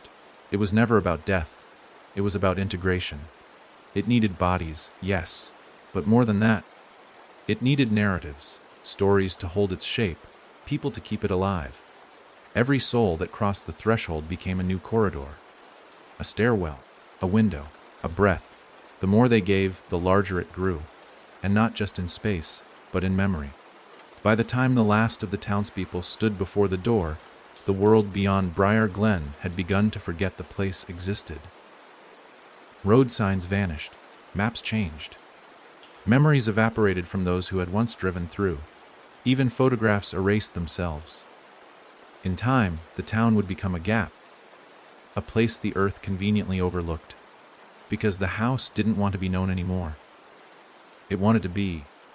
Eleonora, what little remained of her consciousness, floated within it. Not in a room. Not even in a dream. She existed in a space that had no shape, made entirely of thought and memory. The house used her voice sometimes. Used her face to greet the newcomers. She watched it happen. Screaming behind glass that had no surface, feeling her identity thin further with each new name absorbed into the walls. She wasn't angry.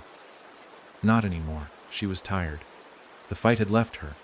The girl who once asked questions, who clawed at doors and chased shadows, now drifted like dust in the breath between sentences. She remembered her name, but it no longer felt like hers. It was just a sound. The house soothed her. Told her she had done what was necessary. She had opened the way. Because the truth was this: the house had never belonged to anyone. Not the Munros. Not the first girl who whispered through the walls. Not the ones who carved names into basement beams. The house was a response. To something older. To a single forgotten promise made long before language had walls to hold it. And now, that promise was fulfilled. When the last townsperson stepped through the door, the house pulsed. A single, deep breath. And then it closed. The windows sealed shut. The lights inside dimmed. And the black house fell silent. No screams, no hum. Just quiet. And then, disappearance. The next morning, a hiker from 2 towns over passed where Briar Glen should have been. He saw empty fields. Nothing more. No houses, no roads. Just grass, dense and overgrown, with a strange curve to the land, as though something massive had once lain there and pressed its shape into the soil. He paused for a moment, felt something watching him.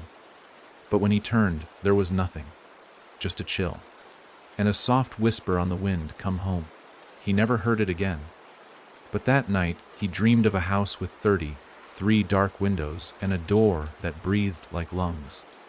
And when he woke up, his GPS couldn't find the town anymore. The field where Briar Glen once stood had no scars, no rubble, no broken roads, no signs of demolition or fire. Just grass.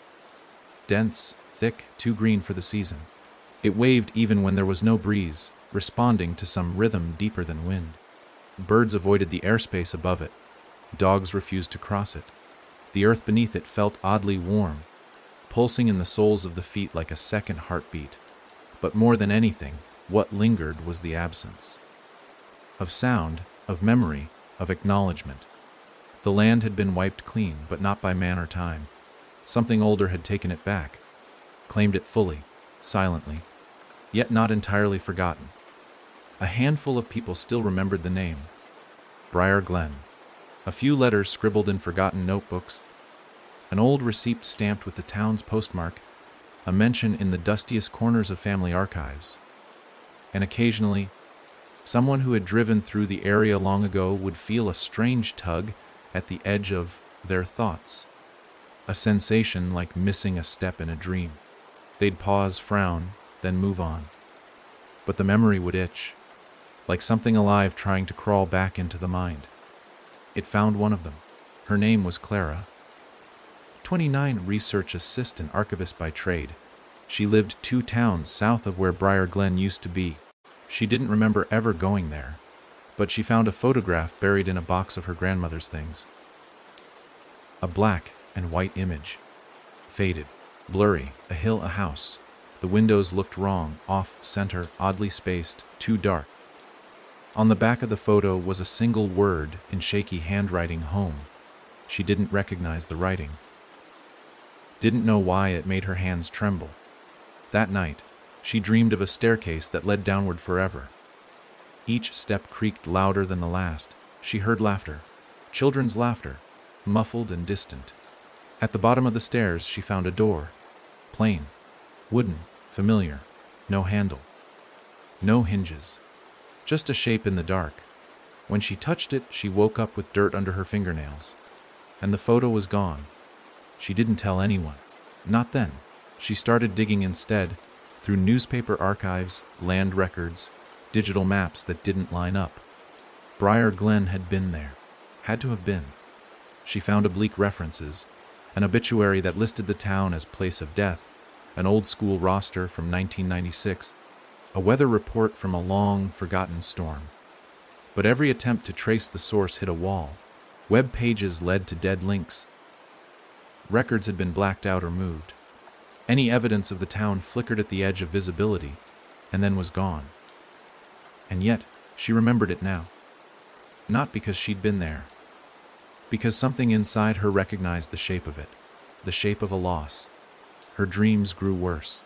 She saw the house more clearly each night, sometimes from a distance, sometimes from the inside. It changed constantly. Rooms bleeding into other rooms. Hallways that bent in impossible angles, doors that pulsed like hearts. But always, there were the windows. 33 of them, watching, waiting, and somewhere inside it, a girl with too many voices whispered her name. Not Clara. Something older. Something truer. A name she'd never said aloud, but now remembered like a bruise hidden beneath the skin. She stopped going to work. Stopped answering calls. All that mattered was the field, and she knew somehow that the field wasn't empty. Not really. She went there at dusk, on the kind of evening where the sky bled out slowly into dusk and the air hung too still. She walked into the tall grass. Every step deeper felt like slipping through layers of skin, each warmer than the last. She felt the ground hum through her bones. The grass whispered to her, not in words, but in reminders. You were here before. You left something behind. Beneath the surface. She dropped to her knees and began digging. She didn't use a shovel. Just her hands. Dirt filled her fingernails. Her breath came in gasps. But she couldn't stop. Not even when she struck something solid. Wood. Old, wet wood. She brushed the dirt away until the outline was clear. A door. Not part of a house, just the door. Lying flat in the earth like a coffin lid. No hinges. No handle. Just waiting. She hesitated. Then placed her palm on it. It was warm. It throbbed beneath her touch. She leaned in and pressed her ear to the wood. From beneath, something moved. Not a voice. A breath. And in it, she heard her own name. Not Clara. Not the name on her birth certificate. But the one the house remembered. The one it had waited for. You're late, the breath whispered. And the door creaked open. Only a crack. Only enough for her to see. A hallway. Familiar. Wrong. Endless. Lit by windows that had no glass. She pulled back, but her hand was already sinking through the door. It was no longer wood. It was mouth, and it was pulling her in. Her scream never reached the surface. The grass closed behind her, and the field went still. Later that night, a man walking his dog passed the edge of that same field. He paused, squinted. There, just for a second, he thought he saw a girl standing in the grass, barefoot, still, smiling. Then she was gone. He didn't tell anyone. But he never walked that way again. And the next morning, at the edge of the grass, a door stood upright. No house around it. No frame. just a door. And behind it, a heartbeat. The door stood upright in the field like it had grown from the earth. No hinges, no walls, no foundation to explain its presence. It shouldn't have stayed upright with nothing to hold it, and yet it did, unmoved by wind, untouched by time. Those who passed by rarely saw it. Their eyes slid over it like it didn't belong, like it didn't want to be noticed. But some people, sensitive ones, broken ones, the lonely and the unloved, felt it. An ache behind the eyes, a pull in the chest, a low vibration in the jawbone that hummed softly, "You're missing something." That's how it began to spread. Not the house. Not yet. But the structure of it. The memory of its weight. The hunger that gave it shape. It moved like a shadow behind mirrors. Like a whisper just out of earshot. A shape at the edge of your dreams. You didn't have to visit the hill anymore to be marked. If you'd ever heard the name Briar Glen, even in passing, even by mistake, you were a thread waiting to be pulled. The house didn't need walls to grow now. It had become something living, something cognitive. It lived in awareness, and awareness was contagious. Miles from the field, in a motel off Highway 15, a traveling salesman dreamed of the door. He'd never seen it before, yet he woke with splinters in his palms and the copper taste of soil in his teeth. In the city, a girl sketching in her notebook suddenly drew nothing but black windows. 33 of them in every drawing, even when she tried to stop. And in a retirement home 2 states over, an old man began screaming names that no one had spoken in a century. Names not found in any census. Names that weren't his. Because the house didn't need to stay rooted anymore. It had learned something. From Eleonora. From Clara. From the others. It had learned how to travel. The door in the field disappeared 2 days later. Not removed, absorbed. The grass grew smooth again. But if you looked closely, the soil beneath was darker, heavier, damp with something that wasn't water. A new patch of land a mile away swelled slightly upward, and 3 teenagers hiking through the area found an old doorknob lying in the weeds. Brass, ornate, cold to the touch, even in the heat. They took it home. By morning, one of them had vanished. The other 2, not quite the same. They spoke in unison sometimes, finished each other's sentences with words they never used before. One of their mothers found them staring into the bathroom mirror at 3 a.m., perfectly still, faces blank, whispering the same line over and over, "She's almost through." The hunger of the house wasn't random. It was selective. It wanted witnesses. Not believers, not followers. Witnesses. People who had seen pain but never named it. People who had lost things and refused to speak of them. People who had stood before the edge of grief and blinked. They were easier to build with. Less structure to tear down first. The house didn't consume in the way legends warned. It rewrote. And the rewritten didn't scream. They smiled. Clara was still inside. Somewhere deep beneath the surface. A thread tugged into the architecture, folded into a corner of the house's new anatomy. She floated in a room with no walls, her body unbound by weight. She saw other forms, some familiar, others not, curled in sleep, humming the same low tune. Occasionally one would stir, rise, and vanish through a mirror that hadn't been there before. Then the room would shift. Clara no longer remembered her last name, or her mother's voice, but she remembered the door, how it felt when it opened, like belonging. Outside, across the country, more doors were appearing. One behind a church altar, another in the changing room of a thrift store, one behind the curtain of a school auditorium. People didn't find the doors. The doors found them, and every time one opened, the house grew, not in square footage, in reach. Every reflection became a passage, every forgotten corner a new route. The house was folding itself across distances like paper, thin and seamless. But it still needed one more thing. The 34th wasn't the final door. It was the first true one, the one that unlocked the others, and now it needed to breathe. To fully step in. It needed a body, not a host. not a vessel, a willing threshold, a person who would invite the house across, who would allow it to become skin, to walk without mirrors, to speak without walls. It searched, watched, tasted the names of those who had seen its outlines and dreams, and it found someone. Someone who had grown up hearing stories about the cursed hill, someone who used to live in Briar Glen but left before the forgetting began, someone who had returned, years later, unable to remember why. His name was Micah Rourke, 35, divorced, insomniac, and on the first night of October, he woke to find a door standing in the center of his living room. No knob, just wood and breath, and on the other side a girl's voice. Familiar, warm, wrong. She whispered, "Open me." And when he did, the room went still, the world blinked, and something stepped through. Micah Rourke had not cried in 16 years. Not at his divorce, not at his father's funeral, not even when he crashed his pickup into a ditch during a blackout winter and watched his own blood melt the snow. But when the door in his living room opened and a voice that did not belong to any memory whispered, "Open me," he cried.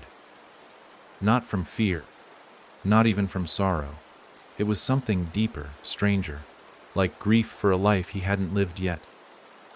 Like he'd heard a lullaby he'd forgotten was his. The door had no right to be there. It wasn't attached to anything. It didn't cast a shadow. It wasn't wood, not really. When he reached out, it felt like it should have been rough, splintered, maybe even cold. Instead, it was warm, smooth as breath, the texture of something alive trying very hard to pretend it wasn't. He pulled his hand back. That's when the door inhaled. He heard it, felt it. The entire room tilted forward as if gravity itself had shifted. The photographs on his walls bent. The dust on the bookshelf lifted in a gentle spiral, floating toward the door like ash in slow motion. And the breath wasn't just air, it was invitation. Micah stepped backward, then backward again. The house didn't let him. Behind him, the hallway stretched, literally elongated into a narrow, impossible corridor, walls curving and warping like hot wax. The lights dimmed. The air grew heavier, filled with the scent of wet wood, old pages, and something metallic that left a copper sting in his throat. He turned, heart hammering, ready to run, only to find mirrors where there were none before. In every direction, dozens of them, mirrors that showed him. Yes, but not now. They flickered like old reels, revealing him as a child, as an old man, as someone he didn't recognize but knew was still him. And behind each version of himself, always the same detail, the black house. Lurking, shifting, waiting. His voice cracked as he spoke aloud. "What do you want from me?" The answer came instantly. To be real. The voice was layered, childlike and ancient, hollow and close. It filled the room, but not through sound. It pressed itself into his skull, into his ribs. Micah dropped to his knees, gasping, the floor now pulsing under his palms like a vein. The door opened fully, but what came through wasn't a figure. It was a presence. The temperature dropped. The air shimmered. A pressure filled the space. One that had nothing to do with mass. The windows frosted in an instant. The bulbs blew out with soft pops. The mirrors turned black. And then she stepped through. But not Eleonora, not Clara, not even the girl with the sewn mouth. This was all of them. A composite. A construct. A woman made of every whisper the house had ever heard, every shadow it had ever cast. Her eyes were not eyes, but holes cut through time. Her skin flickered in and out, sometimes gray and veined, sometimes young and soft, sometimes mottled with burns or marked with letters Micah couldn't read. Her mouth didn't move, but her voice was inside him. "You are the last line." He shook his head, crawling backward, legs trembling, mouth dry. I didn't. You're the only one who remembers." And suddenly he did. Not everything, just enough. The nursery rhyme, the 33 names, the door with no house. He remembered being 5 years old, visiting a strange town with his parents. He remembered a hill, a house, a moment where he stared too long at the window and something waved back. His mother had pulled him away, whispering, "Don't look too long." She follows. He thought it had been a dream. It hadn't. The house had marked him, and now it was ready. The woman, if she could still be called that, held out her hand. In it was a key, old, rusted, black with something darker than oil. She didn't offer it. She implanted it directly into his chest. Micah screamed as the metal sank into his skin without breaking it, sliding through his sternum like ink into paper. He convulsed, grasping at the invisible wound, but there was no blood, only heat. His veins burned, his thoughts unraveled. Images rushed into him like floodwater, Clara digging, Eleonora screaming, girls locked in basements, mirrors breaking, walls bending. The black house watching. He wasn't becoming part of the house. The house was becoming him. It needed more than a witness now. It needed a carrier, a moving threshold, a skin-wrapped structure that could pass unnoticed, spread, build itself in pieces. Micah stood, finally, shoulders heavy with the pressure of something vast trying to sit quietly behind his eyes. His heartbeat had changed, slower, louder, sensing with the pulse in the air. The woman smiled, not with lips, but with her existence. And then she stepped back, through the door, gone. The frame crumbled behind her. Micah was alone. The mirrors were gone. The hallway was normal again. But he wasn't. He felt it in his breath, in his shadow. The black house lived inside him now, not as a passenger, but as a co-author. Everywhere he went, he'd carry it. In every word he spoke, in every reflection he passed, it would listen, and wait, and build. The world wouldn't notice. Not yet. But doorways would begin to change shape. Mirrors would hum. Children would draw 33 windows on blank pages. And somewhere, someone would whisper, "It's walking now." Micah didn't leave his house for 3 days. Not because he was afraid of what lay outside, but because he was terrified of what now lived within him. Every surface reflected him back wrong. The mirrors in the bathroom caught movements he didn't make. His reflection blinked when he didn't. The television screen, even when turned off, showed his silhouette standing, arms slack, head tilted slightly to the left, eyes never meeting his. And behind that reflection, always the same house, perched on a hill that shouldn't exist anymore, yet somehow still did. He barely ate, barely slept. The dreams came anyway, every night. The same corridor stretched into endlessness, walls breathing, floors bending, doors that bled light, then swallowed it, a rhythmic knocking somewhere in the distance. 4 knocks, pause, 3 more, always in that sequence, and a voice, not calling his name, just asking one question over and over, "Do you remember the way?" By the 4th night, his body couldn't take it anymore. He stumbled outside under the weight of heat that didn't touch the skin, but boiled beneath it. The world hadn't changed. Yet, the streets were still cracked and familiar. The air still tasted of exhaust and frost. But everything felt closer, like the sky had lowered a few inches, and every building leaned in just a bit too far. He walked until dawn. He didn't choose a direction. The house did. He passed strangers who didn't look at him, or rather didn't see him. Eyes glossed over, their heads turned too late, as though reality couldn't quite keep up with his presence anymore. The lights above the gas station flickered when he passed. Street lamps dimmed. Dogs howled twice, then went quiet. The house was stretching inside him now, testing the walls of its new host. Micah saw its work begin. The first was a small bookstore that used to be a flower shop.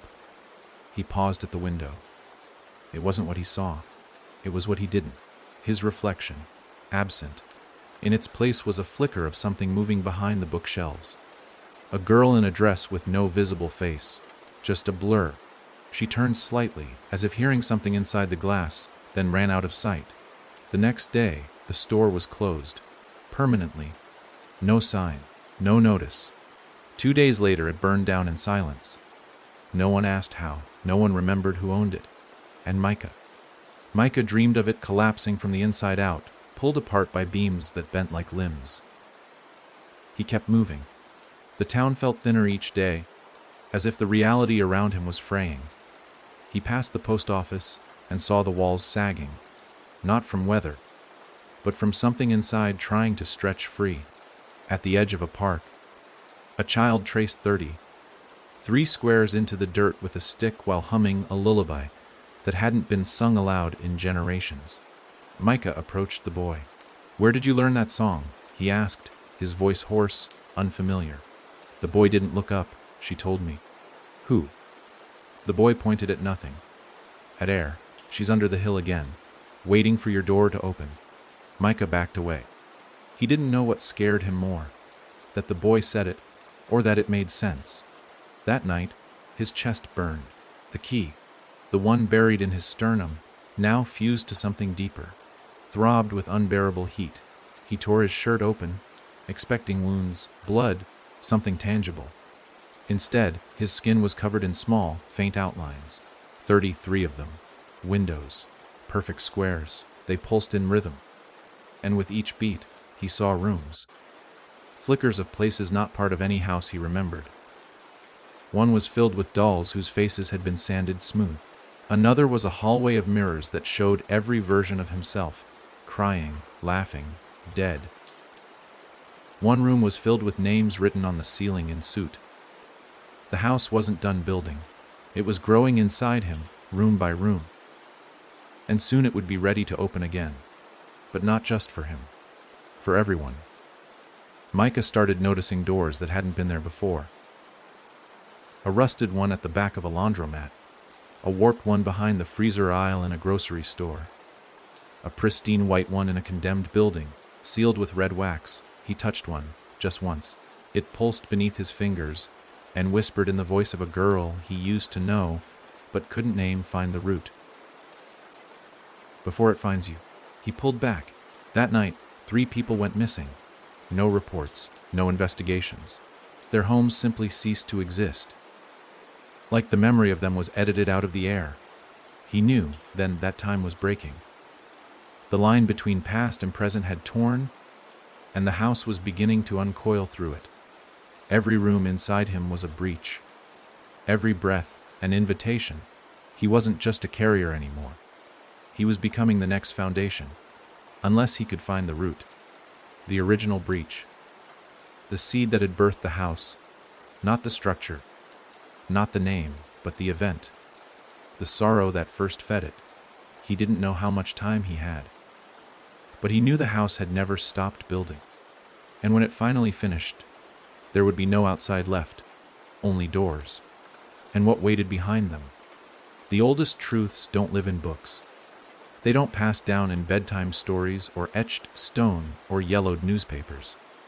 They hide in places too soft for memory to hold, inside sighs left unfinished, inside names said only once and forgotten, inside the way silence bends around certain houses. Micah didn't know that when he boarded the train heading west. He just knew he had to leave before the house finished building him. But with every mile that rolled beneath him, it became clear he wasn't running from the house. He was carrying it with him. The passengers in the car were quiet. Too quiet. Most kept their eyes fixed on the windows, even after the sun went down. No one spoke. No music played. Micah felt it, just below the surface. How the silence wasn't natural. It was being held, like something was listening. And everyone knew not to speak for fear of waking it. He tried to ignore the itching behind his ribs. It had started that morning. A dull scratch like nails on plaster, a sensation of something clawing gently from inside. By the time he stepped onto the train, it had grown stronger, sharper. Like footsteps in an upstairs room of a house with no second floor. Something wanted out. He gripped the armrest, sweating despite the cold. When the lights in the train flickered, no one flinched. Not even him. The key inside his chest pulsed once. Then again. He looked down and saw it, his skin shifting subtly. A faint bulge moving beneath it like a mouse behind wallpaper. The 33 windows. They were changing. Shrinking. Making room. For the 34th. He needed answers before that final room built itself. He needed to find the first room. The origin.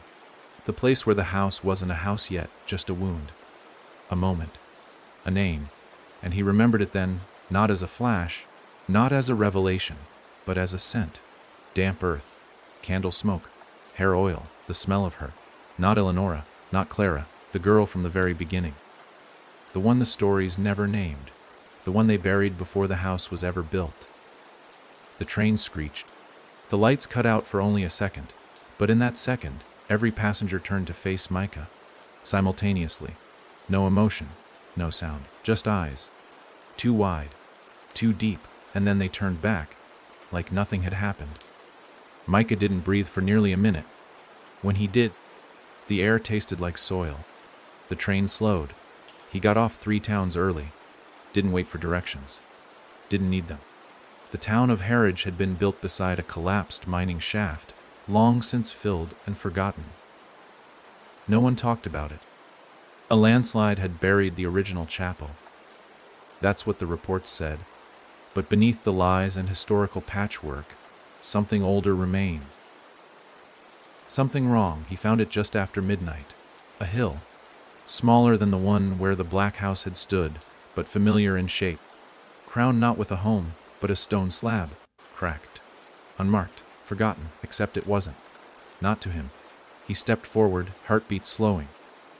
The 33 windows inside him burned in rhythm now. Aligned, ready, and the itch behind his ribs became something worse. Grief, a rush of it. Tidal and vast, crashing through his chest like loss-given weight, he fell to his knees, laid his hand on the stone, and heard her. Not with ears, with absence. A whisper in the marrow, "You've come back too late." Then the ground opened, not visibly, not like a crack or a sinkhole, but in sensation, like falling inward through memory. Micah dropped, body frozen, mind spinning as the world folded into itself. When he blinked, he was inside a room, not a dream, a room, plain, wooden, dustless, timeless. There were no windows, no furniture, just a mirror, cracked in the center. And in the reflection, a girl stood behind him. She had no eyes, no mouth, no sound, but her presence was familiar. She walked toward him in the glass. Even as he stood frozen in the stillness of the room, her hand reached for his shoulder. And as it touched him, he remembered. He remembered the first scream that built the house. The girl wasn't lost. She was taken. Before the Munros, before the songs, before the 33 windows, she had opened something. Not a door, a question, and the world had answered with hunger. Micah's eyes filled with blood, not tears, blood. The key inside his chest clicked once, then again. The 34th room had begun to form. The first and the last folded into one. A loop. A structure that couldn't be broken because it never truly began. He stood, barely conscious, and saw it now. How every name whispered, every story told, every drawing, every song, they weren't warnings. They were instructions. Micah had been built for this. The final doorway. The walking threshold. And once he passed through this last room, everything would follow. The mirror didn't crack further when Micah touched it. It didn't ripple like water or warp like a dream. It simply breathed. A slow, deep inhale that wasn't his own but moved his chest all the same. His fingers hovered near the fracture in the glass, a jagged line slicing across the middle like a scar, too precise to be accidental, too natural to be man-made. Behind it, the girl stood still. She had no features now. Her face was smooth and pale, like unfinished porcelain, her eyes sunken voids where memories drowned. Yet Micah knew she was watching. Somehow, she saw him. His breath caught as the mirror exhaled. The room responded, walls creaking like ribs expanding after too long confined. The floor swelled slightly beneath his feet, wooden boards warming as if something enormous stirred beneath them. The air changed, thickening, sweetening.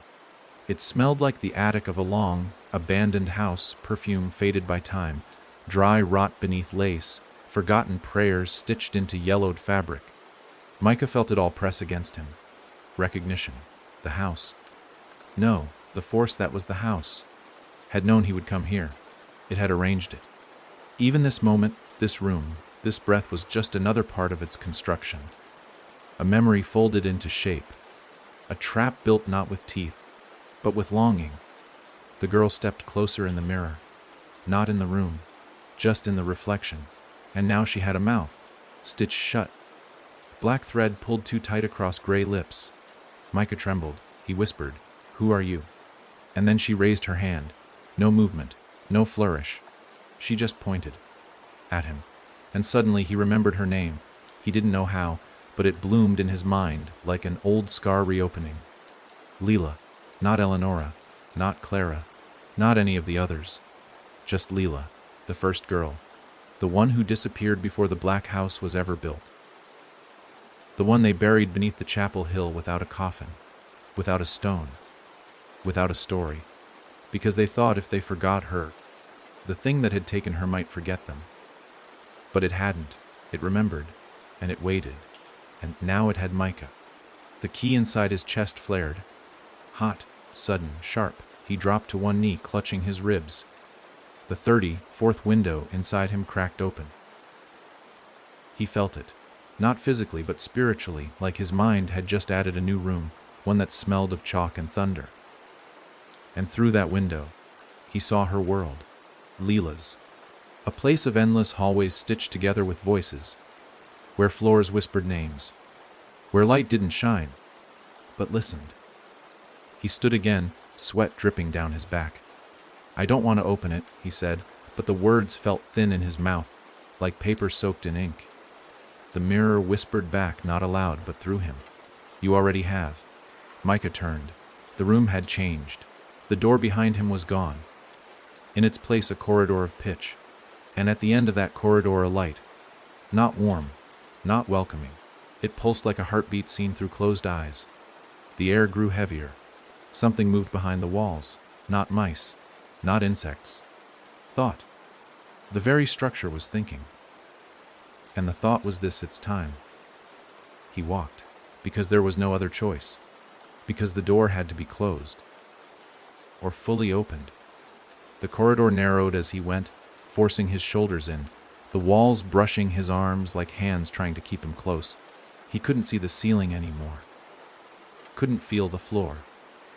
Just the pull forward. And then the corridor opened into a vast, endless room. No walls, no ceiling. Just a void paved with doorways. Hundreds, thousands. Each different. Each humming with history. Some were splintered and old. Some were sleek, modern. Others pulsed like veins, warm and wet. They stretched in every direction. And at the center, an altar. Simple. Stone. And on it, a doll. Leela's. Faceless. The same one he'd seen in every dream, every reflection. He reached for it. The moment his fingers touched the fabric, the room screamed. Not with sound. With memory. Suddenly, he was every version of himself. Every child who stood before the wrong door. Every adult who ignored the whisper. Every person who saw the house but looked away. The house didn't exist in space. It existed in choice. It waited behind decisions. Behind the moment someone said, "I'll just take one look," and he had looked. He had always looked. The key inside him twisted. The 34th room unfolded. And the structure of the house, all of it. The breath, the mirrors, the stitched mouths, the hums, the stares that bent like thoughts. All of it came alive inside him. And Micah understood. This wasn't about haunting. This wasn't about ghosts. This was about architecture. How pain could be built into space. How memory could become walls. And how once a house like that is finished, it never stops growing. Because people never stop hurting. And pain always needs a home. As the light burst from the doll, as the doors all around him began to open, Micah fell forward, screaming without sound, disappearing into the structure now pulsing with his breath. And the house walked. When Micah woke, the room was gone. So was the doll. So was the altar. So were the countless doors that had hummed like waiting throats. He lay in darkness. Real, heavy, unmovable darkness. It wasn't the absence of light, but the presence of something that swallowed light completely. It clung to his body like oil, slid into the spaces between his fingers, his teeth, his thoughts. And beneath it all, he felt the throb of the key, not ticking, turning. He wasn't alone. But there was no one else there. He was filled with doorways, with floors and crawl spaces, with stairwells that bent at the wrong angle, with memories that didn't belong to him. He tried to remember his name, and the house whispered 33 others. Each of them tasted of plaster and ash.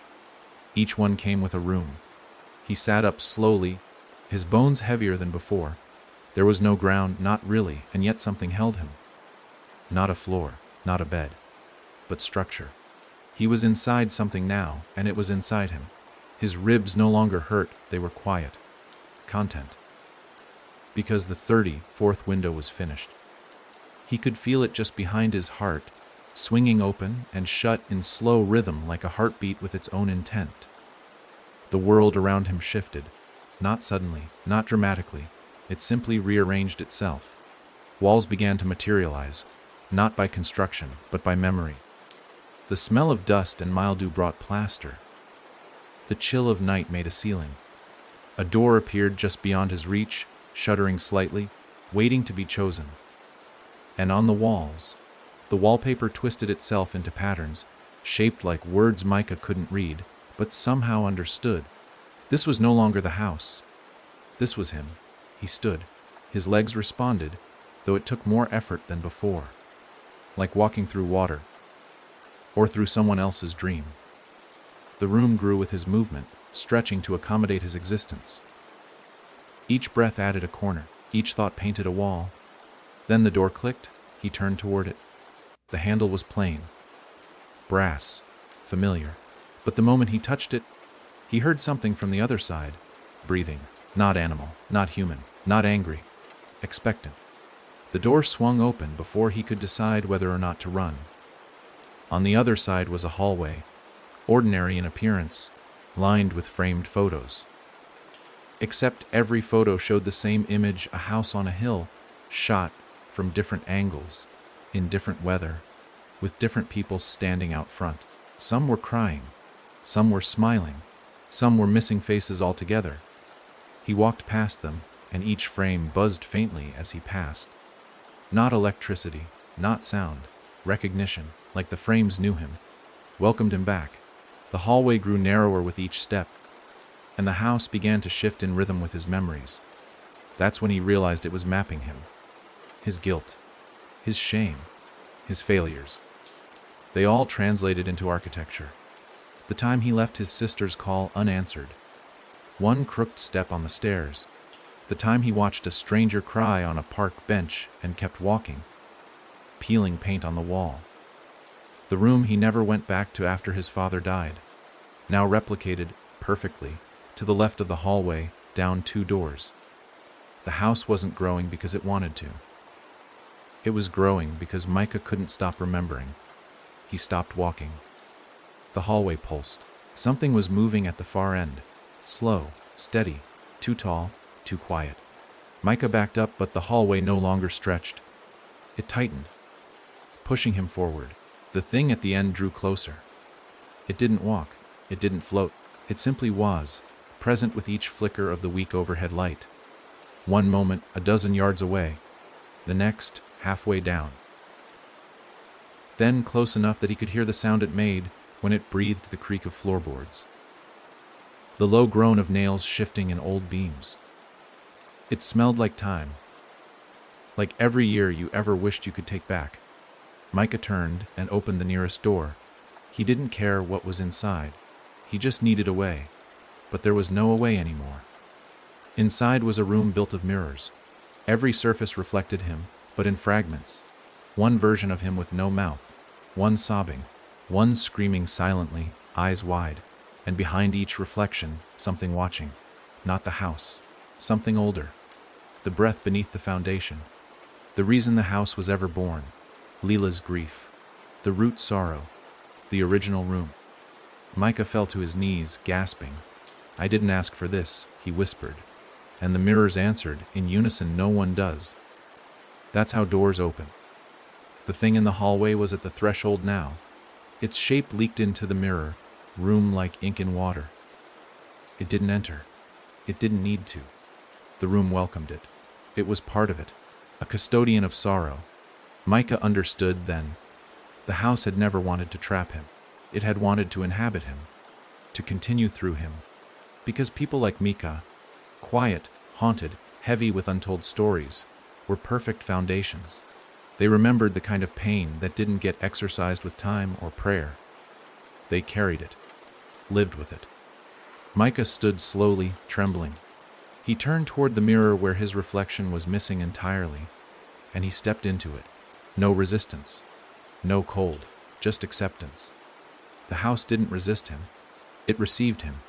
And in that moment, the boundaries between wood and skin, breath and beam, blood and rust, all of it vanished. Micah was no longer a man. He was no longer a victim. He was door and key. And the house was no longer contained to a hill. It lived now in people. Waiting, watching, whispering. And as the 34th room locked into place, the final message scrawled itself across the inside of his mind, in a voice he recognized as his own. We are what remembers when the world forgets. Micah did not sleep, not in the way humans do. He drifted, not through slumber, but through memory, through corridors lined with what had once been called dreams, but were now better described as echoes wearing skin. Time meant nothing inside him anymore. The concept of hours, minutes, even days felt like trying to count light through fog. Moments overlapped. People he didn't know stood in doorways he remembered. Voices called him from inside walls he hadn't built, but somehow belonged to him. He was house and host, foundation and breath, but pieces of him still remained. They flickered like candles caught in wind, fleeting but stubborn. The ache in his chest when he heard a piano, the sharp inhale before stepping into sunlight, the way his mother used to say his name with a softness no one else could ever copy. These were not enough to make him human again, but they were enough to remind him that something had been taken. And that something still wanted out, because the house had grown too fast. The rooms were beginning to turn on themselves. He first noticed it in the silence, not the normal quiet of dust settling and time breathing through cracks, but a hollowing, a vacuum. One hallway refused to echo. He walked it a dozen times, waiting for his own footsteps to follow behind. They never did. And on the 13th pass, he realized the hallway wasn't just quiet. It was listening. At the far end stood a door, thin, barely held together, painted red. But the kind of red that meant warning, not welcome. The kind that felt like blood just before it dried. Micah reached for the knob, and the door flinched beneath his fingers. He opened it anyway. Inside was a girl. Not Lila, not Eleonora, not Clara. She stood in the center of the room with her back to him, hair tangled like roots, arms motionless at her sides. The air was stale, smelling of forgotten stories and melted dolls. The walls were covered in drawings, hundreds of them, torn from notebooks, scrawled in crayon and charcoal, and, in one corner, something darker. The same image, in every one a house with 33 windows, a sky full of mouths, and a door with no hinges. Micah stepped inside. The door closed behind him with a sound like breath catching in a throat. The girl didn't move, but her voice filled the room. I made this one. For me. Micah said nothing. He couldn't. The house had quieted him from the inside. Not silenced, just softened. The girl turned. Her eyes were hollow. Not black, not blank, just missing. But her face was familiar. His sister, or some version of her. Younger than he remembered. Older than she ever was. The timelines didn't line up. They didn't need to. Because this wasn't a person. It was a memory that remembered him back. She took a step toward him. You left the door open, she whispered. I didn't mean to, I know. But now the house is dreaming. Micah swallowed hard. Dreaming what? She tilted her head. Being real. That hit him deeper than any name, any scream. Because he felt it too. The rooms were no longer just reflections of sorrow. They were starting to act. To choose. The memories weren't just playing back. They were reshaping the structure from within. Walls rearranged themselves when he wasn't looking. Doors changed places. Some rooms duplicated. He'd walk into a kitchen that was identical to the one from his childhood, only to find a second version waiting at the end of the hall, untouched, expectant. The house had crossed a line. It was no longer haunted. It was awake. The girl pointed to one of the drawings. "You buried it, remember?" Micah stepped closer. The sketch showed a tree. Alone on a hill. No house, no people. Just the tree, crooked and leafless, and something hanging from it. Something small. He remembered. That was the day he found the dead bird. Its neck twisted, eyes open. He was 7. He didn't tell anyone. He buried it beneath that tree, and heard a whisper in the dirt as he covered it. Now, the whisper had a room, and it had grown. "I'm sorry," he said, choking on the weight of it. The girl nodded. "But sorry doesn't shut doors." She faded. Not like smoke, like a page being turned. The room folded back into the hallway, and Micah stood alone again. But now something inside him was different. He was beginning to see how the house worked. It wasn't just built from trauma. It was built from unspoken moments. Every time someone turned away from grief. Every time a child saw something they shouldn't and forgot on purpose. Every time someone closed a door not to keep things out, but to trap them inside. These were the bricks. The mortar was shame, and the floorboards were silence. Micah kept walking, not because he had a destination, but because the house wanted him to see. In one room, he saw a version of himself kneeling beside a man who looked like his father, whispering words he never had the chance to say. In another, he saw Clara behind a wall, staring out through a mirror she couldn't touch. Then he saw Eleonora, arms wrapped around her knees in a room with no exit, singing that same song over and over. But it was the last room that stopped him cold. No doors, no windows, just a single name carved into the floor, Micah. And beneath it, a sentence, "You are the dream we chose to keep." He knelt, touched the carving, felt something underneath shift, and heard the foundation whisper, "It's time to wake up." But he didn't know if that meant freedom, or the final room opening. The house was quiet now, but not in peace. It was the stillness before a scream, the sharp inhale before a sob. Micah moved through its veins like breath, no longer merely human. Not entirely structure. Something else, something the house had shaped and waited for. He felt it in every wall. He passed recognition. Rooms leaned toward him like animals sniffing the return of an old scent. Doors stayed shut unless he looked at them. Some would open slightly, a sliver wide, like eyelids fluttering, hoping to be seen. Micah no longer counted steps. Time had evaporated somewhere between the dream and the girl who had his sister's face. It didn't matter anymore. The house had stopped stretching. It had settled. It wasn't finished. Not yet. But it had reached the edge of something. The outline of completion. The weight of a decision. He found the stairwell without looking for it. It was just there, like it had always waited. Old wood, winding downward, no banister. It pulsed slightly beneath his feet, not with sound, with remembrance. He touched the wall beside it and felt the paint peel under his fingers. Beneath it, dozens of names scratched into the wood. Some faint, some deep, some still wet, none of them his. But all of them inside him now. He descended. The air changed halfway down, no longer thick with memory. Now it was thin, hungry. Like a place that had been forgotten by both time and the house that contained it. The stairs ended at a landing with no light, just a door set into stone. Black wood, no handle. Only a single phrase scrawled across its center in letters that seemed to shimmer the longer he stared. "This is where you started." Micah didn't knock. He didn't push. The door opened for him. Inside was a room no larger than a closet, dustless, silent, and in the center, seated in a wooden chair, was a man, old not by age but by erosion, as if time hadn't passed him by but worn him down, hollowed him from within. His face was long, pale, almost translucent. He looked at Micah and smiled with a mouth that hadn't done so in centuries. "I was wondering when you'd get here," the man said. The Micah blinked. "Who are you?" The man tilted his head, eyes gleaming like wet stone. "I am the first wall, the first corner." The moment the house realized it could remember, Micah stepped closer, heart pounding. "You're the founder." "No," the man said quietly. "I'm the reason." He reached into his coat and pulled out a photo.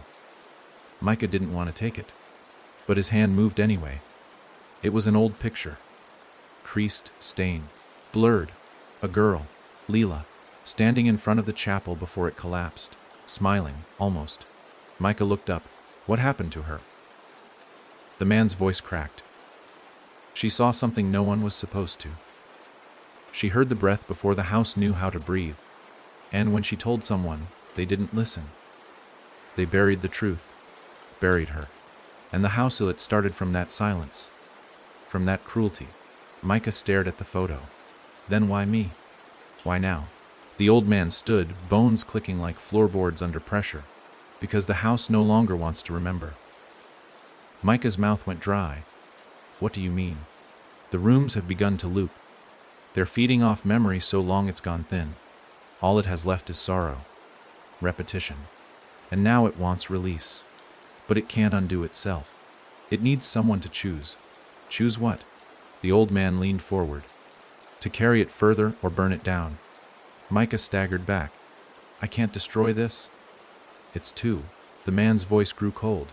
You were made from it. You've been carrying it since the moment you walked away from that grave. He pointed at Micah's chest. And the key inside him twisted once more. The 34th window slammed shut. Micah gasped. And for the first time in hours, days, he felt a sliver of something return, his own will. The room began to tremble. Not violently. Just enough to signal that something had shifted. The house had heard them. The founder looked at him. Eyes wet now. Not with fear. With relief. Whatever you do next, Micah, do it because it's yours. Not because it's what the house wants. Not because it's what your pain asks for. Micah nodded slowly. And as he turned to leave, the old man whispered, some doors close from the inside. He climbed back up the stairs. The house knew. It felt the fracture. Micah passed hallways that twisted in protest. Rooms that bled light. The air itself thickened, resisting his steps. But he wasn't afraid anymore. Because now he understood. He wasn't the house's victim. He was its mirror. And he could choose what it became. At the top of the stairs, a new hallway had formed. At the end of it, a final door. Plain, unmarked, but humming like a wire pulled too tight. Behind it, the last room, the choice. Micah stepped forward, and the house held its breath. The hallway stretched as Micah moved down it, but not in defiance, in preparation. The house wasn't resisting him now. It was making space. The way a body stiffens before a wound is reopened. The door at the end remained still, unadorned, pulsing faintly with that almost inaudible hum. A soft tremble radiated from it, like it knew what waited behind it. It would unmake something that had never been fully alive, yet never allowed to die. His hands trembled as he approached, not from fear, but from the pressure of decision. The house had threaded itself into every inch of his memory, rebuilt its bones, using his regrets, painted its walls with guilt. And now, at its deepest point, where even time dared not settle, it offered him the very thing it had denied every soul before him, a choice. The door had no knob, no hinges, no lock. Just a hairline split running top to bottom, like the faintest scar. He placed his palm against it. The house shuddered, walls creaking in the distance. Stairwells bowing, pipes groaning like buried lungs exhaling for the first time. Rooms that had gone untouched since Leela vanished stirred in distant awareness. The breath of the house deepened, slower now. Micah felt it. The house was listening. I know what you are now, he whispered, voice steady. You're not a prison.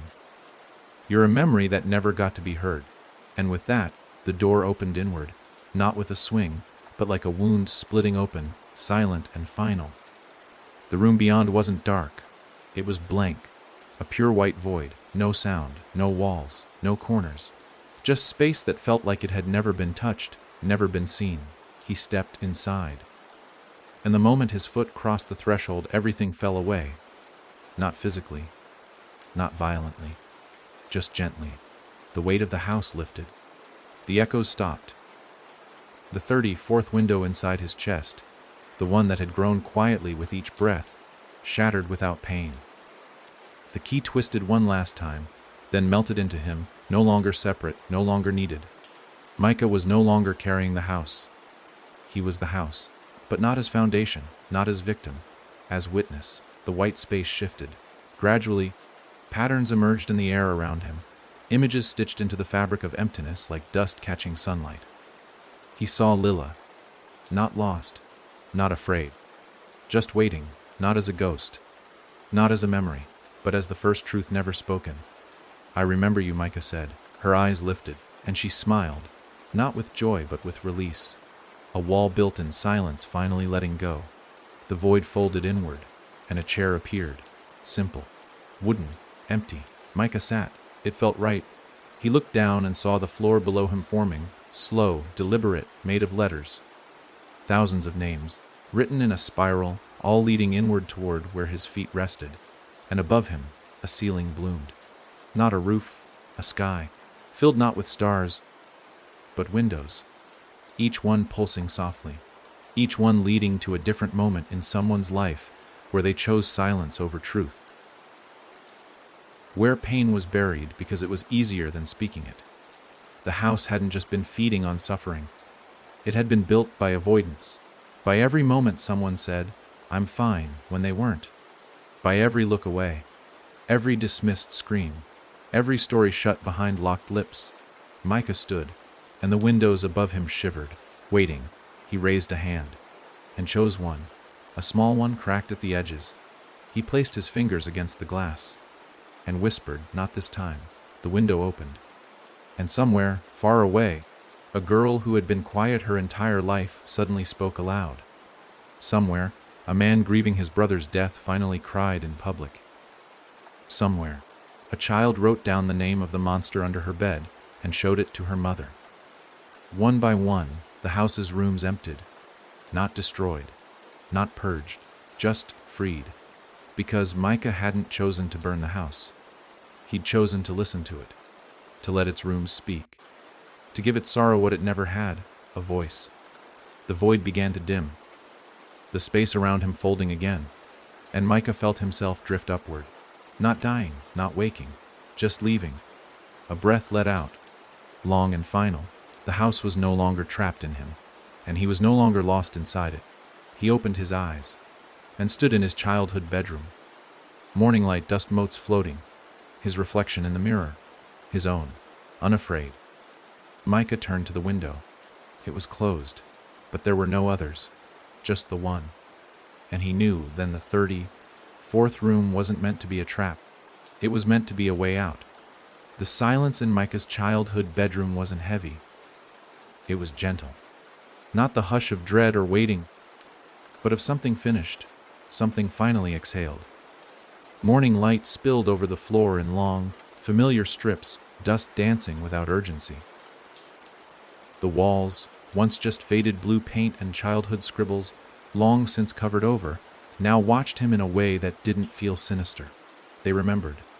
Not just him, but everything, every argument, every secret, every promise whispered into the pillow at night. But this time, none of it pressed in. It simply existed. Truth without judgment, memory without weight. Micah stood for a long time without moving. His body felt real again. Not like stone, not like echo. No pulsing from the key, no pressure from the house. His ribs didn't hump. His skin didn't shift. He could breathe without waiting for the next wall to lean forward and listen. But he didn't smile. Not yet. Because something inside him knew this wasn't the end. It was a pause. A calm drawn between two tides. He walked through the house slowly. His mother's old rocking chair still sat in the corner by the window, gently nudged by air. The kitchen smelled faintly of coffee and citrus, though no one had brewed anything here in years. In the hallway, the photos were still there, but some had changed. Not in content, in presence. The faces looked directly at him now, not posed, not caught mid-smile, but aware, seeing him. As if whatever force had built the house had rewound through time and let the echoes leave a mark. On the mantel, tucked behind a faded school portrait of himself at age 9, he found something new. A key. Simple, bronze, old, with no teeth. Its surface was smooth, worn down like it had passed through many hands. And tied to it was a note in handwriting he didn't recognize. Not all doors are to be feared. Some are meant to be opened twice. His hand closed around it, and that's when the floor whispered. Not in English, not in any language he'd ever known, but in emotion. The wooden boards beneath his feet sighed.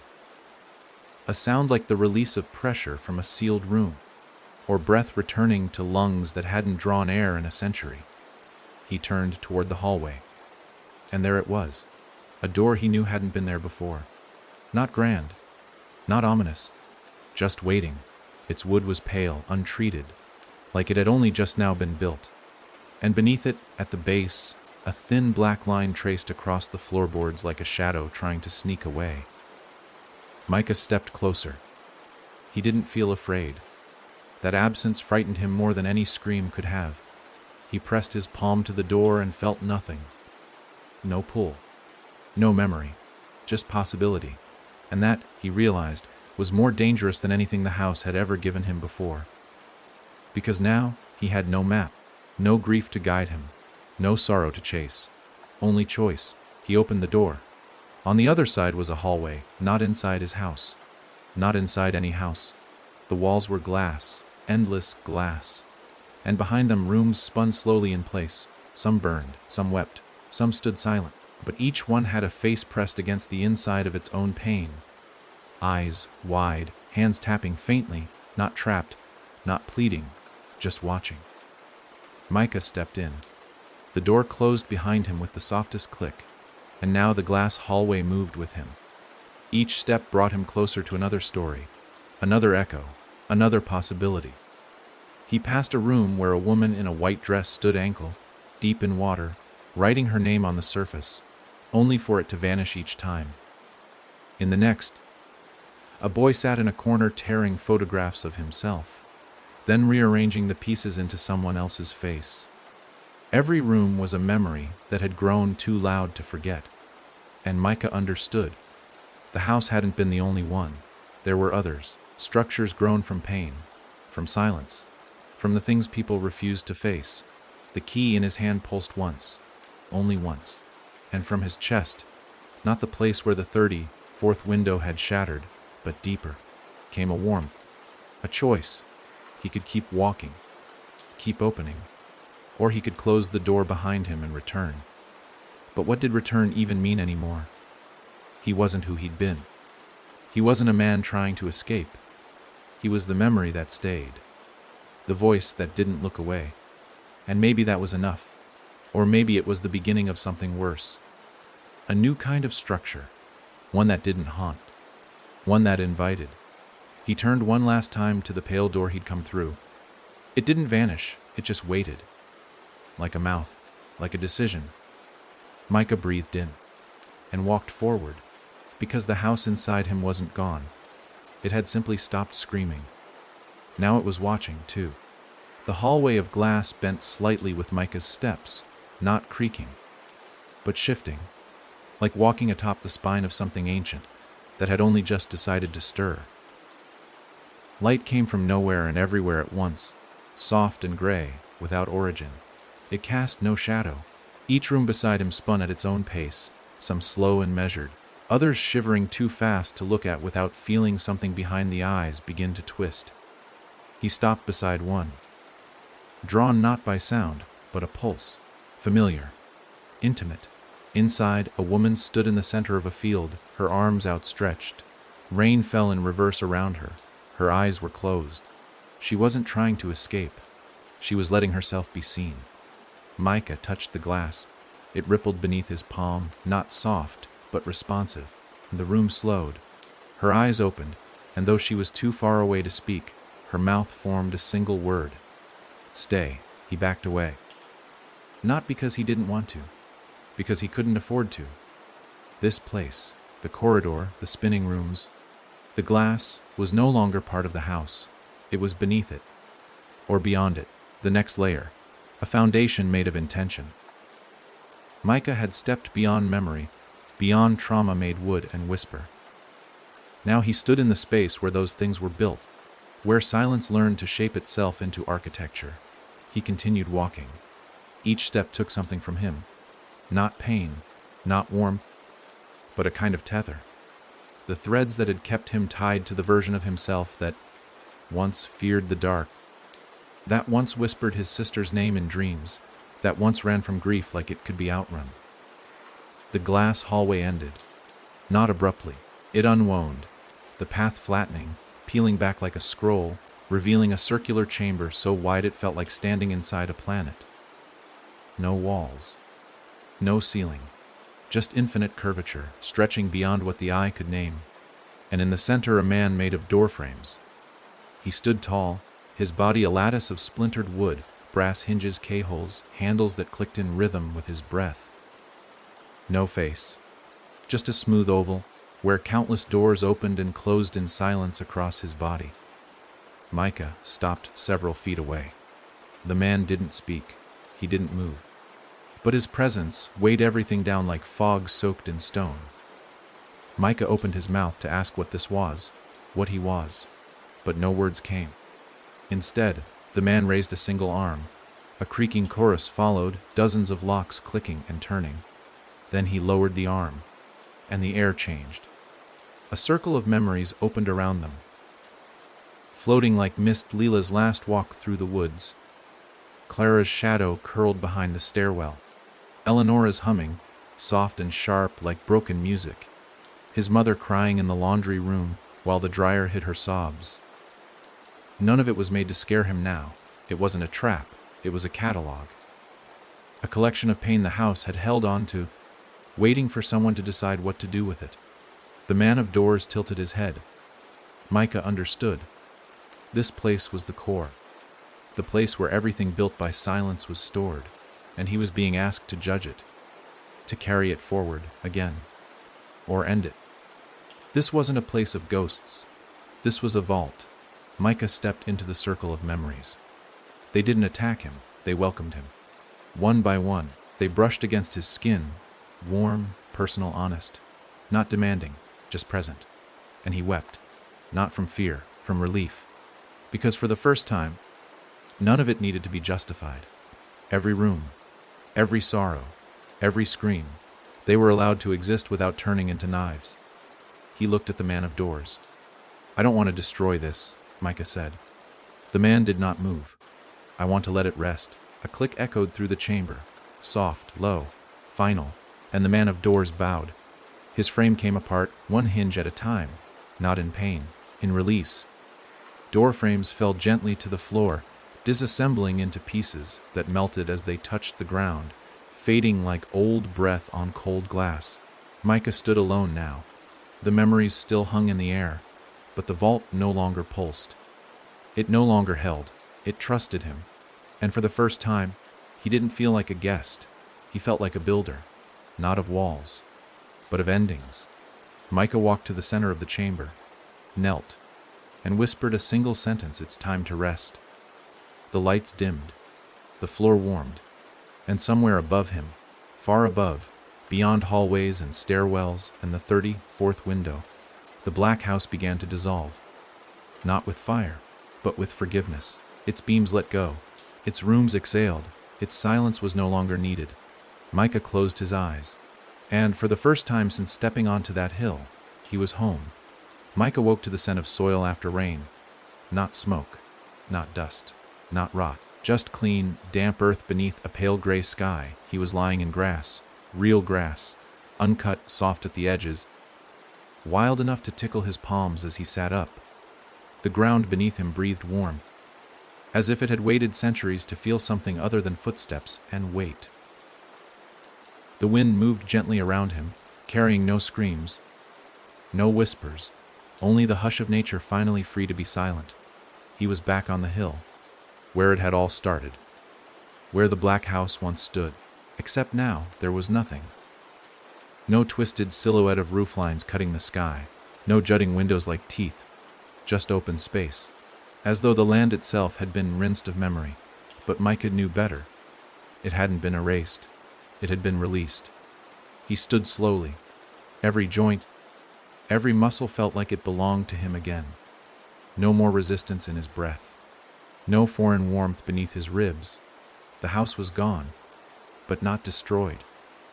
It had folded inward, taken with it the weight of sorrow that had once shaped it. The air no longer tasted of rust and regret. He looked down at his hands. No tremble, no ink-stained fingertips. No key. The 34th window no longer existed. But something else had taken its place. Clarity. There was no dramatic crack of thunder, no beam of light slicing the sky. Just the soft, simple realization that the curse was no longer alive. The doors were shut. Not locked, just closed. Resting, Micah walked. There was a path now, a dirt one, nearly invisible but gently worn, as if others had already passed through here. Others like him, carriers, witnesses, survivors of things no one else would ever fully understand. But they had made it through, and now, so had he. At the edge of the hill stood a tree, not dead, not ominous, alive, its trunk thick, bark scarred in places, but healthy. Strong, and hanging from one of its lower branches, a single object swayed gently in the breeze, a small, hand-stitched doll, not the same as before.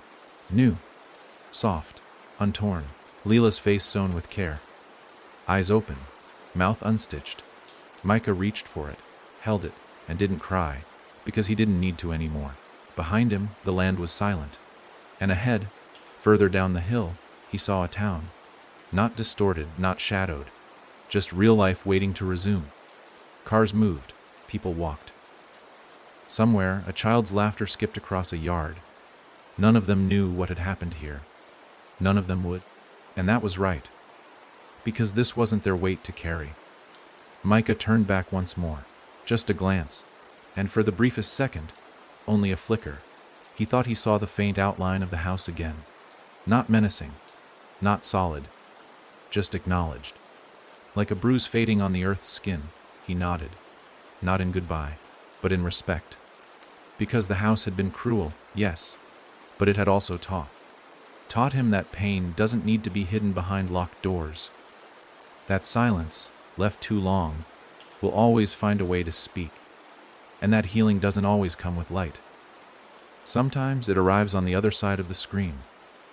Micah walked down the hill. Not quickly, not hesitantly, just steady, the doll tucked under his arm, the road ahead open. And for the first time since he stepped into the black house, he didn't wonder what was behind him. He didn't fear what waited inside, because there was no longer a house waiting to pull him back. Just a place where grief had learned how to sleep. Micah didn't speak about the hill for a long time, not because he was afraid, not because the memories twisted behind his eyes, but because silence, this time, wasn't fear, it was grace.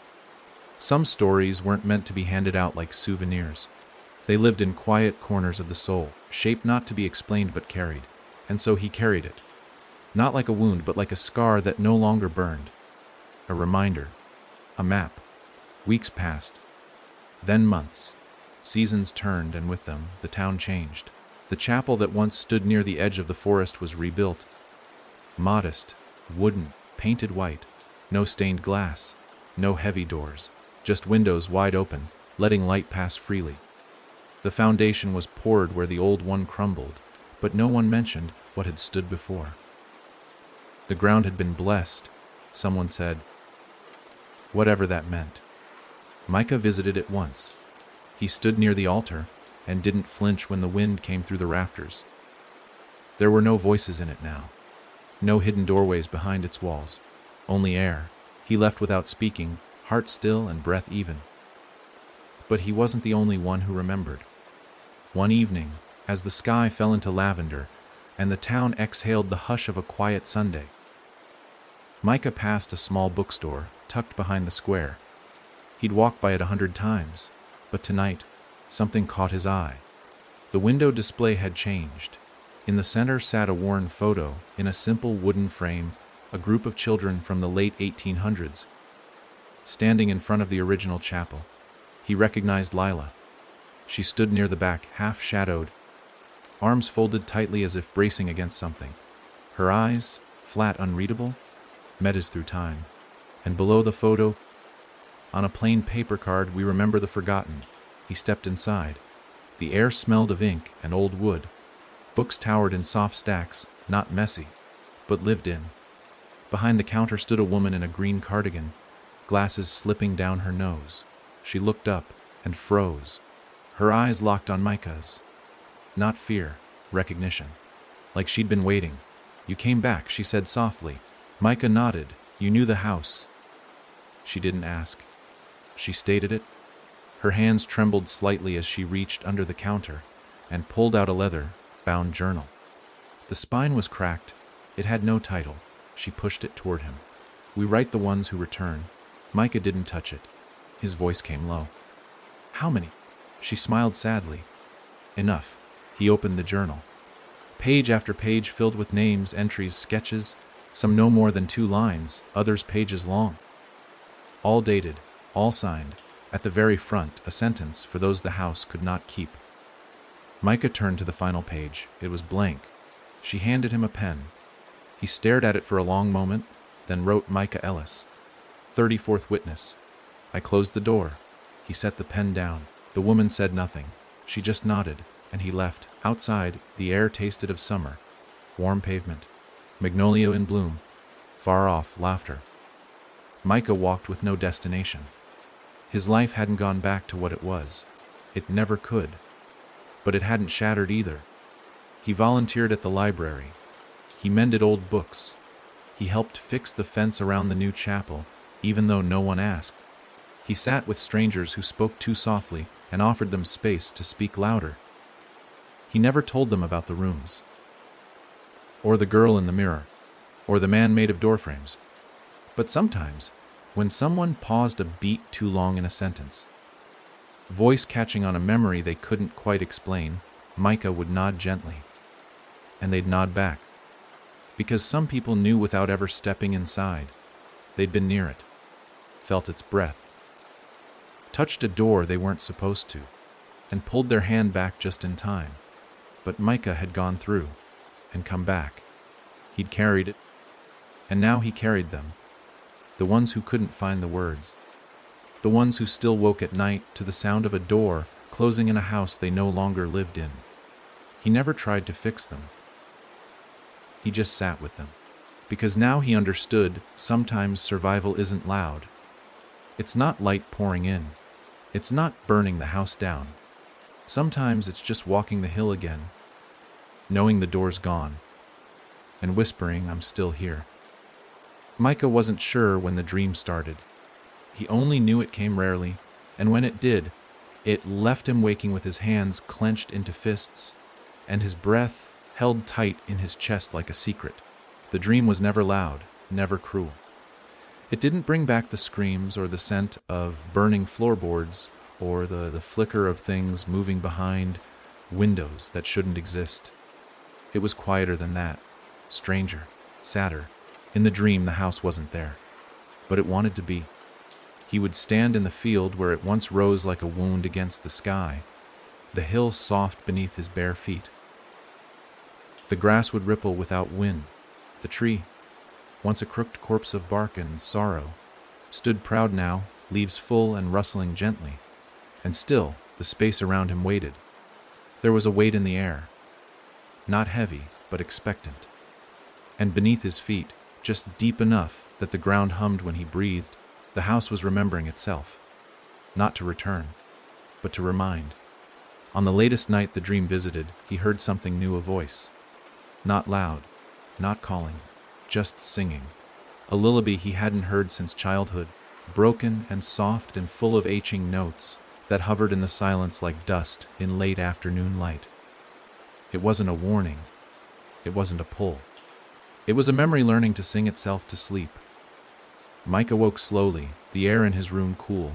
The ceiling above him just ceiling, not shifting, not breathing. But something inside him moved with the echo of that melody, and for the first time since the door closed for good, he allowed himself to miss it. Not the horror, not the pain, but the truth of it. The raw, unblinking honesty of a place that refused to let anything be forgotten. He rose before the sun, dressed in silence, left the house without a word. The hill waited for him, not looming, not hiding, just there, like a page in a book he hadn't quite finished. The grass was damp with dew. The sky wore the first blush of morning, and the wind was still, as if holding its breath for whatever he had come to say. Micah stood at the place where the black house had once stood, letting the silence stretch. It didn't hurt. It didn't dig its fingers into his ribs and twist. It just existed. And so did he. He knelt and placed a hand on the earth. The ground was warm. And somewhere deep inside it, something moved. Not alive, not conscious, but aware. And then he said the only thing that mattered, thank you. Not for what it had taken, but for what it had shown. Pain is a shape, a structure. It builds if left unchecked. Walls of silence, roofs of denial. Doors locked behind eyes that stop seeing what hurts. But pain, when seen, when faced, when walked through without turning away, it changes. Micah stood, and the hill sighed.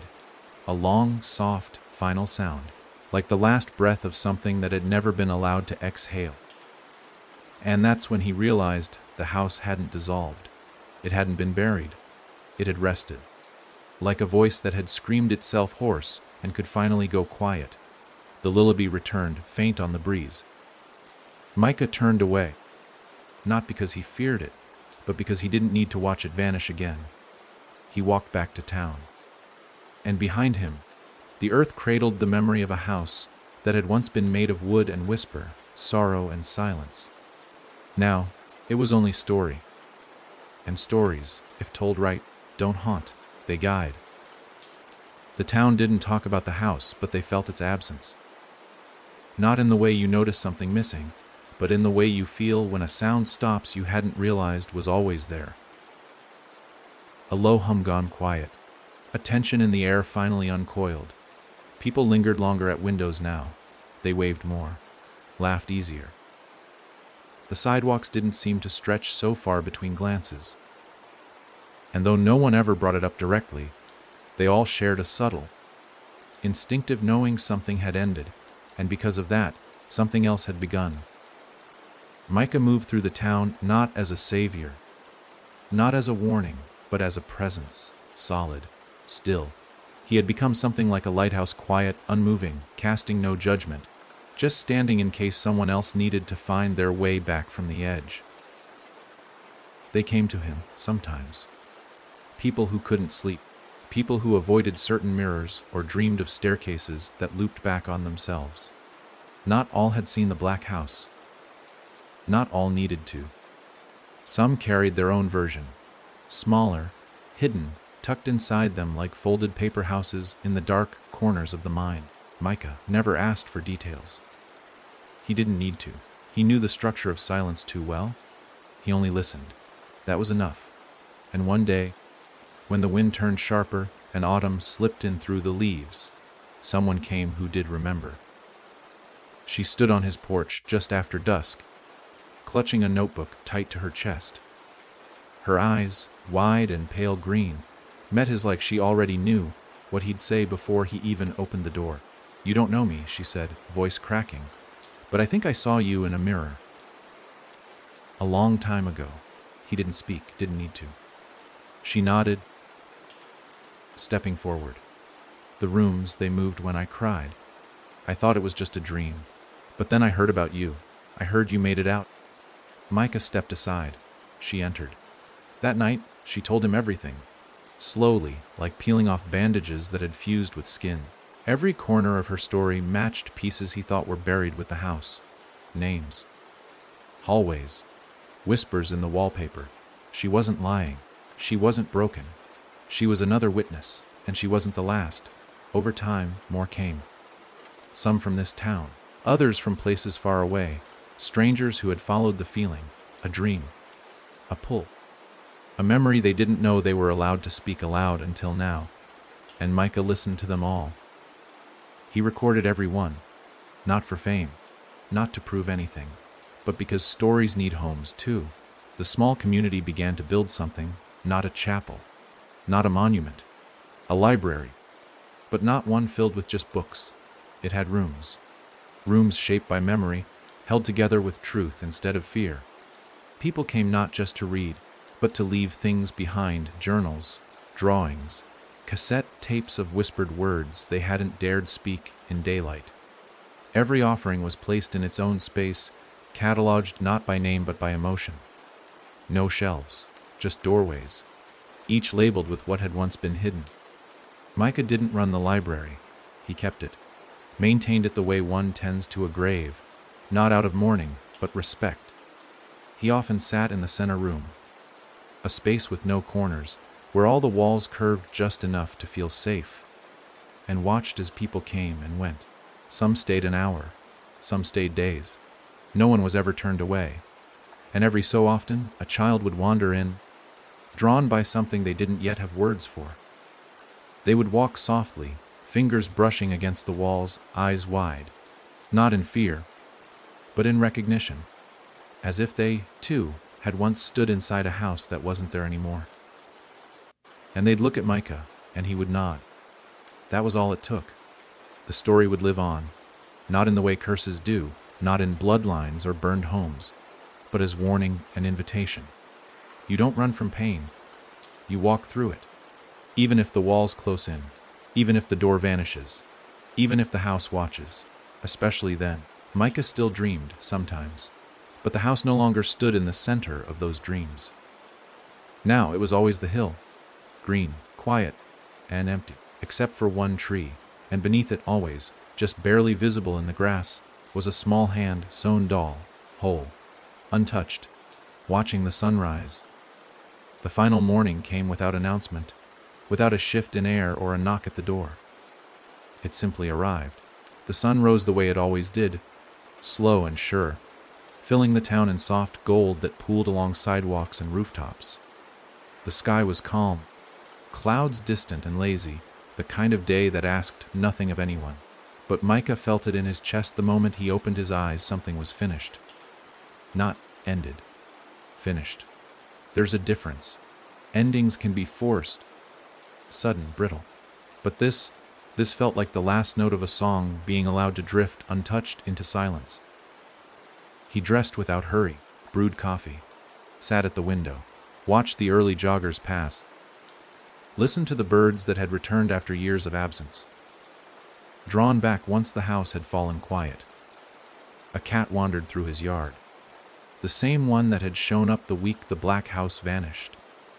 It never let him pet it.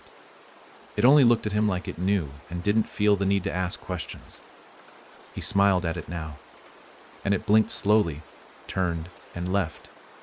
Micah finished his coffee, then stood. He stepped outside into a morning that welcomed him, not because it needed him, but because he was part of it now, no longer separate, no longer haunted, just home. Down the street, the library doors stood open. The building, once old and unused, now buzzed quietly with presence. Not activity, just presence. People came and went without fanfare. No one was loud. No one had to be. It had become a place of remembering. Not just the house, but all the houses built from grief and silence and survival. Micah didn't go inside. He had somewhere else to be. The hill. It was still there. And it always would be. Grass taller now, wildflowers growing at its base, bees floating through the warm air like lazy thoughts. He climbed it without effort, without dread. His body no longer carried the tension of fear or the recoil of memory. He was here now, fully, finally. At the top, he stood where the foundation had once been. There was no trace of the house, but the weight of it still lingered. Not heavy, not punishing, more like a photograph tucked in the back of a drawer. Always there, just waiting for the right day. And today was that day. Micah knelt, ran his hand along the soil. The tree stood tall nearby, its branches whispering in the breeze. And then he felt it. A pulse beneath the earth, not from the house, from others, not spirits, not echoes, but stories. All the ones that had found voice, all the ones that had been carried here, whispered into the wind, written into the library, spoken aloud in the stillness of a shared room. They lived here now, not trapped, not buried, rooted. Micah stood, reached into his coat pocket, and pulled out the key. Not the one the house had once hidden inside him, that had melted the moment the house ended. This one was different. Carved of wood, painted white. Simple. He walked to the tree and placed it at the base, nestling it in the roots where the soil was soft. Then he said, clearly, "Gently, this door stays open." The wind shifted, not loud, just enough to carry the message. He stepped back, and for the first time since it all began, he let go. Not of the memory, not of the truth, but of the duty. Micah had carried the story. Now it belonged to the world. Whoever needed it would find it. Not as a nightmare, not as a legend, but as permission to speak, to feel, to build something other than fear from their own haunted rooms. He walked back down the hill, past familiar homes, smiled at familiar faces, and with each step the past grew quieter, not gone, just at peace. At his door, he paused, looked back. The hill was just a hill now, but it didn't feel empty. It felt ready. Micah stepped inside, closed the door behind him, and for the first time, truly, finally, he didn't listen for footsteps that weren't his. Because now, the house that watched him sleep, the house that stitched its walls from every unspoken sorrow, was gone. And in its place, a life, not perfect, but his,